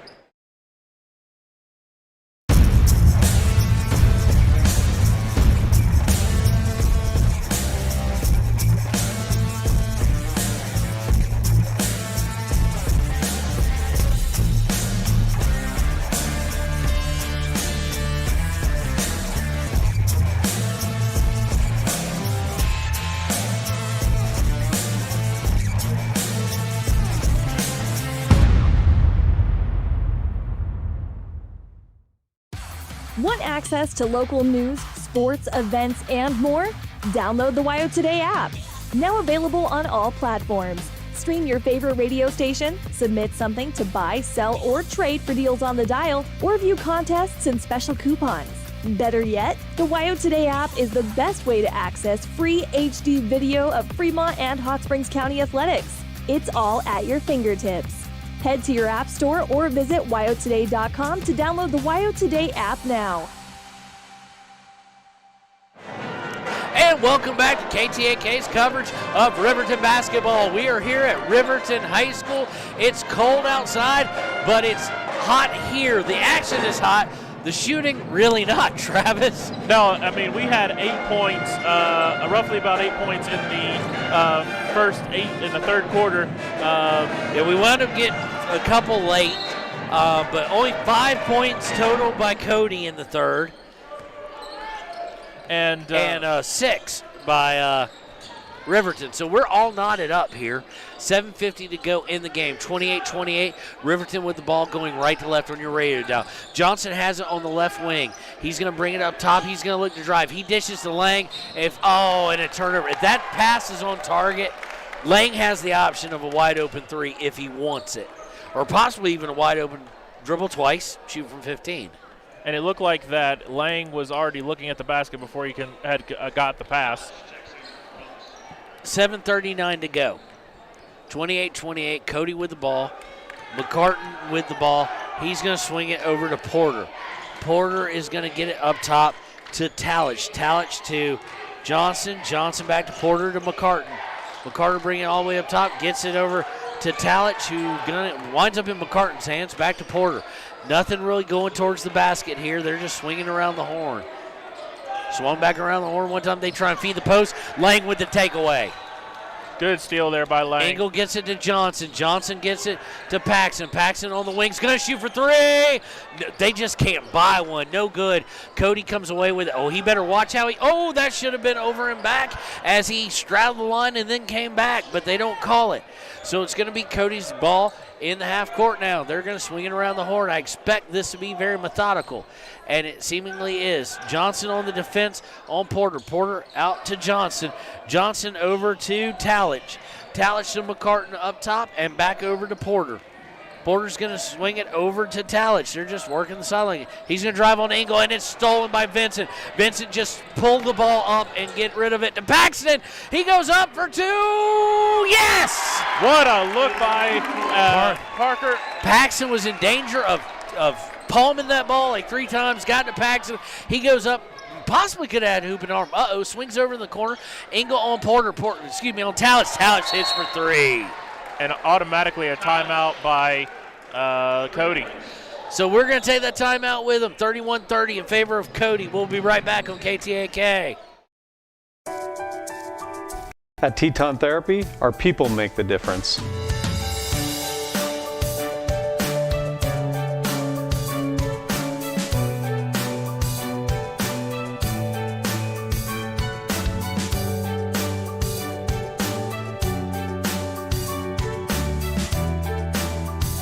You can live pain-free. The amazing staff at Teton Therapy can help. In Lander and Riverton.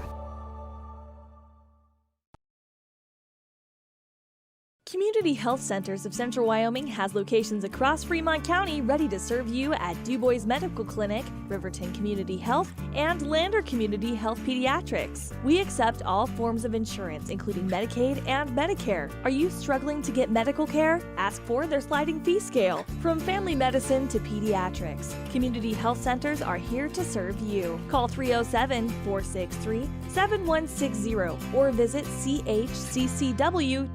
to schedule your appointment.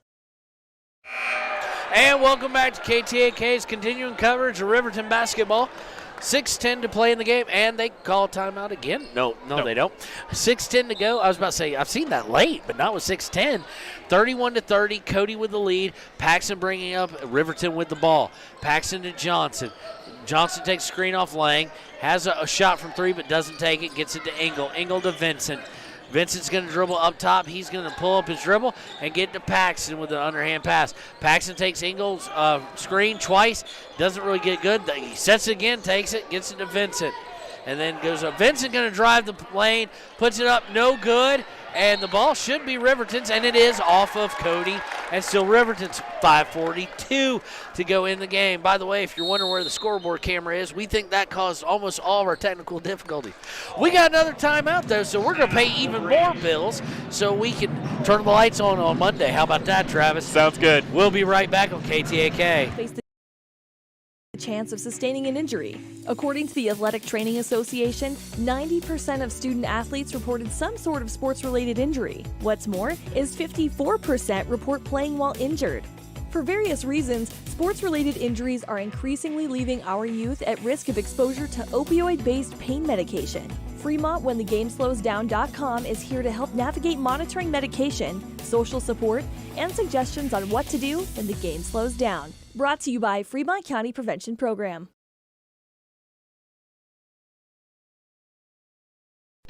During winter storms, it doesn't take long for roads to turn slick. Snowfall is often accompanied by high winds, and blowing and drifting snow can make it difficult to see the road. Speed limits are based on dry pavement conditions and good visibility. Be ready to reduce speed and increase following distance. Crashes are twice as likely to happen when it's slick out, and it's usually because someone is driving too fast for conditions. Remember, when there's ice and snow, take it slow. This message is brought to you by WYDOT.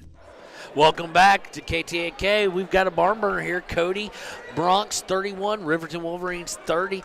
Just a reminder that next Friday night we'll have the game against Rock Springs down in Rock Springs. All the action will start with pregame for the girls' game at about 5:45. Inbound goes to Paxton as we're back into play. Paxton drives. He slipped and he walked. I don't know if he had a wet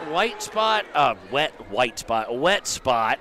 I don't think anybody's out there with liquid paper dumping it on the court, or at least I think they've whistled that one to get cleaned up. 5:37 to go. Every possession meaningful, and as old Larry Munson would say, everything looms large. 5:28 to go. Cody feeds the post, gets it back outside to for a three. No good. Rebound going to come away to Paxton. Cody had a shot at it, but can only get one arm on it. Paxton able to keep the ball as McCartan tried to get a steal. Johnson going to work off a screen by Lang. Gets it to Engel. Engel looks, gets over to Vincent, sets the screen. Vincent's free from 17. No good. Rebound by Neiman. Still 31-30. Under 5 to go now in this barn burner. Okay, now this was just weird. But turnover nonetheless to Paxton. Tanner Johnson goes up and good! Hooping hard for Tanner Johnson. What a look by Parker Paxton for Johnson. Johnson really strong up to the basket for the finger roll and the basket in one. Foul on number 13. That's Neiman. That's his third. Team's fifth. Tanner Johnson able to extend this lead to 2 points. Right now, 32-31. Riverton. Johnson. I had to throw in the Larry Munson reference because the University of Georgia is the defending national champion, so that's a good thing. Missed by Johnson. Lang with the rebound. Up and good! Lang with the box out. Puts it up to clean it up. And Lang playing big-time moments right here late in the fourth quarter. 34-31, 3-point lead. Shot by Cody. Missed. Parker Paxton with the rebound. He's going to look to break. Gets it to Tanner Johnson. Johnson's thinking. You can just see his mind working on that three potentially. He brings it up top. Gets it over to Engel. Engel going to look to drive. Takes it to the side. He did a good job of avoiding the foul, and he drew the foul. He did a very good job of turning his body sideways and not running him over, and the Cody player tried to lean into it. It's fouls on 22, Schwab. So Engel's going to go to the line for 2 shots because of shooting foul. Engel was so open that some of the fans over on across from us was pointing at Engel saying how open he was. Engel going to take one dribble. He puts the shot up, and it looks good. I shouldn't say it looked good. It hit about every bit of rim, front, back, left, right. But it still went in, and that's all that matters. Vincent's going to come in for Tanner Johnson. Get Johnson out, see if we can just baby those fouls. Good job by Tanner to still only have those 3 quick fouls he got basically in the first few minutes. Absolutely. Engel going to try and extend this from a 4-point game. If shots up, it's going to be short. Rebound by DeVries. They're going to call over the back, I bet. Yes. Now here's the weird part, ladies and gentlemen. I'm not trying to criticize, but an official who's on my side of the court called something 50 feet away. That's just weird to me. but when 2 other officials were within 6.5 feet of him. But that's just weird, but that's okay. That's their job. It was over the back, if we're all being honest. Yeah. I'm surprised they didn't call it, but DeVries got the rebound. DeVries getting to play some very meaningful minutes tonight. He's also tasked with guarding McCartan. And that is not an easy task. If McCartan dishes. Lang tries to get a hand in the face of 4. He hits from 3. Johnson for 3. So 35-34. 4:01 to play in the ball game. Paxton to Vincent. Vincent's going to dribble. He's going to look for an opening. He can't find one. Gets it to Lang. Lang looking inside. Gets over to Paxton, set on the right wing. Paxton's going to get a screen set. He says no to it. Takes it all the way to the hole and good! Parker Paxton all the way to the hole. Parker was absolutely a jet on that. 3:40 to play. McCartan brings it up. DeVries still on. Oh, DeVries almost got the steal, but he gives McCartan an opening there. They're going to kick it outside for 3. Nice closeout by Vincent to keep him from taking it. Another closeout by Engel. They really want that corner 3. Swinging it around the horn. 3:24 to play in the fourth quarter. McCartan with it. He gets it over to Porter. Porter for a long 3 is good. I'll give Cody credit. They are answering. Timeout by Cody. We'll take it with him. 37-37, 3:16 to play here on KTA. Is your resolution this year to be healthier? You may have made a commitment to improve your physical health, but don't forget about your financial health. Atlantic City Federal Credit Union is listed as one of the healthiest credit unions in the U.S., and we are the healthiest credit union in Wyoming, according to depositaccounts.com. Don't risk having your accounts anywhere else. Become a member today and accomplish your first resolution by becoming healthier. Financially speaking, that is. Federally insured by NCUA. Open your eyes to a credit union. Atlantic City Federal Credit Union. Welcome back to KTAK's coverage of the Cody Bronx versus the Riverton Wolverines. We have 196 seconds left, 37-37. Just a recap of some things that could come into play. Riverton with plenty of fouls to give, only having 3 team fouls in the quarter. Next foul by Cody will lead to free throws. Riverton ball, tie game. Starters for both teams all on here with one exception. We've got DeVries in for Tanner Johnson, I do believe. Vincent's going to drive, kicks it out to Paxton. Paxton's going to get to Engel. Engel's going to look to drive, but has to pick it up, gets it back over to Vincent on the right corner. Vincent brings it up top as we go under 3 minutes to play. Vincent to DeVries. DeVries freeing Engel in the post. There's going to be a foul on 15, a reach around by Radakovic. That's going to be his 3rd, but more importantly, going to be team 7th. Engel is going to go to the line for 1-on-1. Come on, Lucas. Free throws are extremely important right now. And what's going to be interesting is to see the pace of what both offenses take once they get a possession. I feel like possessions are going to be really low from here on out. Tanner Johnson comes back in the game. First free throw up on his way is no good. Goes to Cody. So now it is all the starters in. Cody brings it down. They're going to McCartan for 3. He's going to miss. Johnson with the rebound. He secures it. 2:43, 2:42, 37-37. Lang with it on the left wing. He's going to hand it to Tanner. Tanner's going to use the Lang screen. They don't switch on it, but Paxton gets it. Paxton over to Vincent. Vincent's going to throw it over to Tanner. Tanner rubs off a screen by Engel. He's going to shoot a 3. Bam! Tanner Johnson from way downtown. 3-point lead, 40-37. 140 seconds, 139 seconds to go. Cody with the ball. Working, looking, trying to get what they want. Porter gets over to McCartan. McCartan to Johnson. Johnson back to McCartan. McCartan for 3. Good! McCartan ties it up. Woo! Barn burner. What a response there by Cody for sure. 120 seconds and counting, 40-40. Paxton brings it up into the front court. Gets it to Vincent. Vincent gets a screen from Engel. He drives, he tries to go up, but gets it to Paxton for 3. Bam! Paxton answers! We are throwing threes up everywhere right now. Now all of a sudden, everybody can hit a 3. 43-40, minute 39, minute 38, minute 37. Cody with the ball in the front court. They get it to Porter. Porter tries to rub off a screen. He's going to shoot a 15-footer, and he's good.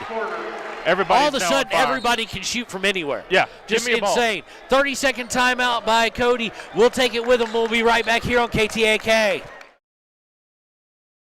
Why should your new floor come from Carpet One? Because we're passionate about the spaces our neighbors call home. We're part of your community, and we're also part of the world's largest cooperative of independently owned and operated flooring stores. So you can be sure you'll get great selection and outstanding value with every installation. Whether it's carpet, hardwood, tile, or luxury vinyl, our experts take the guesswork out of choosing the right floor. We're your local Carpet One Floor and Home, the one store for your perfect floor. Welcome back to KTAK. We've got a good one here, ladies and gentlemen. 43-42, your Riverton Wolverines in the lead with 86 seconds, a minute 26 to play. We're going to come out of this timeout. Cody just hit a nice 15 to 17 footer. Evidently, all the shooting percentages in the fourth quarter belie everything else we saw in the third quarter, especially. So Riverton ball. Everybody's got their starters in, as you would expect. Nobody in immediate foul trouble for the next minute 26. If this were to go to overtime, maybe some concerns could pop up. And I'm going to be interested to see what happens here on offense for the Wolverines. Paxton with it on the half, gets it to Vincent on the left wing. Vincent dribbles up top, gets it to Lang. Lang up top. Lang looking for Vincent or Engel, doesn't have him, gets it to Paxton. Paxton's going to drive, shoot from 13. Oh, he was rejected in a big way. Cody comes away with it with a 1-point deficit. They're going to way overthrow it. McCartan trying to be the quarterback. For all I know, he may be a quarterback, and he threw it just a little bit too high. That was, being a football player, that was a touchdown if he would have caught that all the way. Reminds me of Bryce Young against Alabama, how Georgia just owned him. I am a Georgia grad, folks, had to work it in. 56 seconds to play, 43-42. Riverton, they may be content to work a little clock here. I doubt it. Run the offense. Paxton going to look to drive. He pulls it back up, gets it to Tanner Johnson. Johnson with 45 seconds left. He's going to look to drive out to Paxton. Now, if they're not going to force the issue, they're going to be perfectly content with a 1-point lead. Coach notices that for Cody, calls him to be up and further on the ball. Paxton's going to work it. We may have to see some fouls here. Tanner Johnson, and we are going to get one. And that was kind of a cheap one. If you're Riverton, you almost had to let that go. So the foul is going to be on number 1. That's going to be on Porter, his third. That's going to be team 8. Free throws, what they come down to. Tanner Johnson going to the line, 29.9 seconds left. He can't get this further than a one-possession game, but he can make it where it's a little more comfortable. First free throw up and pure. Yeah, these are the most important 2 points of Tanner Johnson's night. Oh, most definitely. Okay, DeVries going to come in for Lang. I'm guessing a little offense-defense maybe there. Tanner gets the ball. He's going to dribble one time. He puts the second one up, and good. Tanner increased the lead, 45-42. 29.9 to play. McCartan brings it up. He's going to look to drive. They got to look to score quick. 24 seconds to go. It looks like Riverton maybe was trying to foul a little bit because they got fouls to get. McCartan for 3. No good. Rebound by Paxton. Paxton looks up, gets it to Tanner. Tanner's going to do the smart thing and pull it back out with 9 seconds. Oh, what? Got it to Vincent. Vincent with a quick pass. They were doing very well in the ball movement. 7.4 seconds left. Vincent going to the line, 3-point line. That was perfect. Tanner Johnson wide open, ignored it, got it back out, milk clock. And obviously that's going to be, especially if Vincent can make these 2 free throws. Vincent's free throws up and good. And that should probably do it. That's going to make it extremely difficult. Next one should ice it with 7.4, but we see we've got timeout on the floor. We'll take it with them here on KTAK.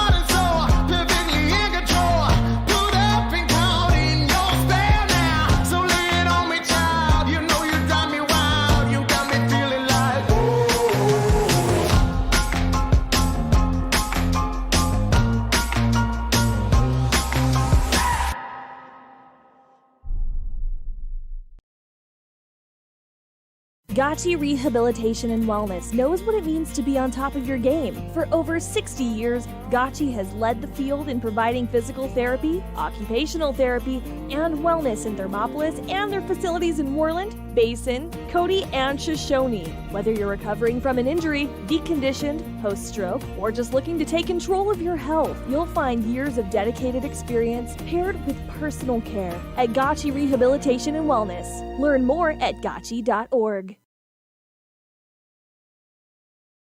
Your car. And we're back here on KTNK. Vincent able to put this out to a 5-point lead if he hits this one and effectively just completely ice the game. That shot is up. He leaves it short, so still a miracle and chance, but Riverton would have to foul. They're going to foul on purpose. Smart. They had the fouls to give. So 3.5 seconds left. Foul's going to get against Engel, his second, only the team fourth. I doubt they foul after this one, though, because you're looking to jack a shot up pretty quick. 4-point lead, 46-42. And timeout by Cody. And timeout by Cody. We're going to, depending on, it is a full timeout. We're going to take it with them. We'll be right back on KTAK. When it needs repairs, you need someone you can trust to do the job right. Take it to Gunner's Automotive. They repair all makes and models of cars and trucks, from oil changes to brakes, tires, and more. Gunner's Automotive, 856-2288. Riverton's Hampton Inn & Suites is proud to sponsor our youth athletics in Fremont County. Fremont County's school athletics provide our youth timeless experiences and lessons that can lead to success for life. Setting goals, teamwork, and hard work make young athletes into good citizens. Welcome back to KTAK's coverage of the Riverton Wolverines versus the Cody Broncs. A little bit of scores from Fremont County. Jackson Hole in the fourth quarter, boys. Jackson Hole leads Lander Valley High School 50-36. In girls action, Lander Valley beat Jackson Hole 54-34. Also over in Wyoming Indians, let's see here. Final score, Worland 78, St. Stephen's 43. And Graybull 51, Wind River 34.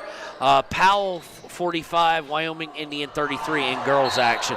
Inbounds comes, and no, we're going to get a foul before the inbounds? I'm confused. Oh, it's a turnover. It was he shot it on the side of the board, and it went out of bounds. Excuse me. I was just trying to read the score. So 0.4 seconds left. They inbound it. Game over. Riverton Wolverines pull out a much-needed win, 46-42 over the Cody Broncs. We'll be back on KTAK with our Riverton post-game show, sponsored by Click It or Ticket.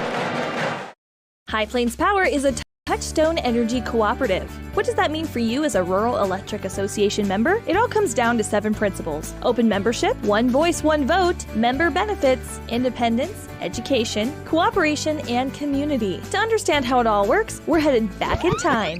In 1879, electricity was in major cities, but rural areas were out of luck.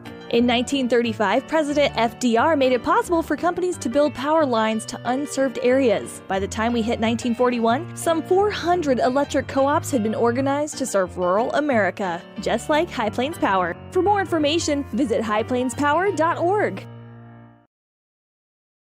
Ever wonder why so many babies are delivered at Hot Springs Health in Thermopolis? Could it be? And welcome back to KTAK's Click It or Ticket post-game show. We're here with the Papa Murphy's player of the game once again, Tanner Johnson. How you feeling? Pretty good. How about yourself? Doing well, doing well. Tell me about what it was like to have to play with 3 fouls. We could tell that sometimes you weren't quite as aggressive on defense if you thought you were beat, but what were you able to do to get 3 quick fouls and then not get another one for the rest of the game? Yeah, I just had to be smart. I knew I can't be really aggressive on defense. Just got to work my guy and work him down. How did it feel to know that Coach Sheets trusts you enough to put you back in for long stretches when you are one of the players in foul trouble? It feels great. I know Sheets can trust me with that. Okay, well, you finished out with 16 points. Congratulations on that. Looked like the three-pointer for nobody on the team was really falling until the fourth quarter, and then you couldn't miss. Yeah, that is true. All right, well, congratulations once again to Tanner Johnson, our Papa Murphy's player of the game. We'll be right back with more of the Click It or Ticket postgame show here on KTAK. Care offered by our providers or our convenient family practice clinics located in Thermopolis, Worland, Basin, Shoshone, and Riverton. Maybe it's our new OB suites with large jetted tub, or maybe it's the place where you know you can find all of this and more.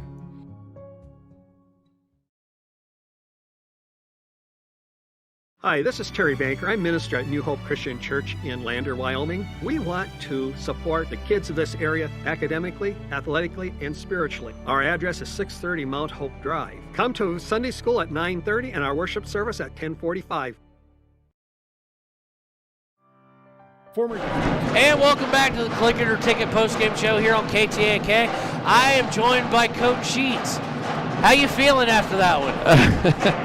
Conference games, they're always tough, especially your first conference game. Cody's a much improved team this year. Close games can be expected anytime you're playing a couple teams or a team twice a year and you see them all the time, that you're very familiar with their kids and they're very familiar with you. So good competitive game. Something about an ugly win beats a pretty victory any day. Absolutely. We were talking about in the third quarter. I looked over at him and said, last night, Coach, she said 38 points won't win you a ball game in varsity basketball. And it's kind of where we were headed. Right. So tell me a little bit about what you think of a senior leader like a Tanner Johnson who gets 3 really quick fouls. You benched him a little bit, but you still trusted him to come in important moments. Right. Never really held him back. Well, and especially seniors, they deserve the right to play a little bit. Even when they have some silly fouls, he had a couple silly ones early that, you miss a shot, you got to get back on defense. But when you miss a shot, you really want to just get the ball back. And so sometimes you get silly fouls after a miss or a turnover. And those are just some little things we got to work on. Well, I know region victories are always hard to come by, so how important it is to start 1-0 in region? It's big, especially this year, the way the regional's set up to where both our side and the other side games count. So you got to win your home games and then hope to at least split your away games and go from there. All right, well, great turnaround from last night. Nobody seemed to be on any kind of short legs or anything, but that comes when you played 3 games in 2 days and games in 3 games over and over. We want to thank Coach Sheets, and we'll be right back on the Click It or Ticket postgame show to wrap things up. All right. Allen is worthy of Wyoming. 23 plays into my first start here at the University of Wyoming. I dropped back, kind of went through a progression. I saw the middle of the field kind of open up. I decided to lower my shoulder. His helmet went straight into my collarbone here. We landed on the 20-yard line. At that moment, I knew something was really bad. So Josh's collarbone was pretty bad. He had broken in multiple places and it required hardware fixation with the plate in order to get it back together. It was devastating news to me and my family, just knowing that, it could have ended 23 plays in. We had no question whether we could perform the surgery here given our wider range of varying subspecialties within orthopedics. I would recommend Premier Bone and Joint Centers. The thing that made me feel really comfortable with them was they made it feel like your own family. I think he'll have no problem performing in the NFL. His rehab and his recovery done very well, and I don't see any restrictions on him whatsoever. They want the best for you, and they won't steer you wrong. Let us show you why we're worthy of Wyoming. Welcome back to the Click It or Ticket postgame show. Once again, just going to wrap things up here today at Riverton High School. Big win for the boys to open region play 1-0, so they've got most likely a very big share or a very small percentage of first place in the region, winning 46-42 over the Cody Broncs. On the girls' side, of course, it was 68-28. Cody Phillies. I will never get used to 2 different mascots. No, that's not something. And it's the second time I've seen it this year. 8-0 number 2. So next week on Friday I forgot the time and I wrote it down. There it is. At 6 o'clock Mountain Time, we're going to be down in Rock Springs, down going over, I do believe, South Pass. That ought to be interesting or fun. And I see Parker Pax in the background. We still owe his thing for player of the game. So thanks, Parker. And so we'll be at Rock Springs at 6 o'clock, 5:45 pregame show. And then following that up with a 7:30 boys tip, 6 o'clock girls tip. And then about 23 and a half hours later, We will tip off at 5:30, a girls tip-off against Natrona. They're coming here, and then 7 o'clock with the boys at home. So it's going to be a tight window turnaround, but as always, we'll have the action on KTAK and streaming on WyoToday on our YouTube page. Don't know about Facebook. Don't know if Mark Zuckerberg's going to let us out of Facebook jail for license infringement that was played over a PA. But we'll find out on that. If not, it will also be on our app, and I'm working to possibly get it on our homepage as well. I'd like to have it on our webpage. So once again, this is Kevin Shields, voice of the Riverton Wolverines, and Travis, the sports director for Wind River Radio, saying have a great night, and we'll see you next Friday for Riverton Lady Wolverine and Wolverine basketball here on KTAK. Comprehensive eye health exams, highly trained staff, and a large selection of fashion eyewear and sunglasses. Dr. Ballard, Dr. Hinkle, and Dr. Frazier offer over 70 years of experience. Call Riverton Vision Center at 856-9451 to schedule an appointment today. When repairs are complete after a collision, you expect your car, SUV, or truck to look like new. That's the service you'll receive at Stork Auto Body in Riverton. Professionalism and meticulous attention to detail. You can depend on Stork Auto Body, 841 Miniweb Avenue, Riverton. The choice is yours. Sutherland's Friends of the Family Plus Consumer Credit Card lets you choose from 5% off instantly at the register or special financing on qualifying purchases. That means no forms, no waiting, no rebates. You can choose 5% off instantly with your Sutherland's credit card. Got a big project? Choose special financing. The choice is yours with Sutherland's Friends of the Family Plus Consumer Credit Card. Subject to credit approval. Minimum monthly payment required. See store for details. Only at Sutherland's.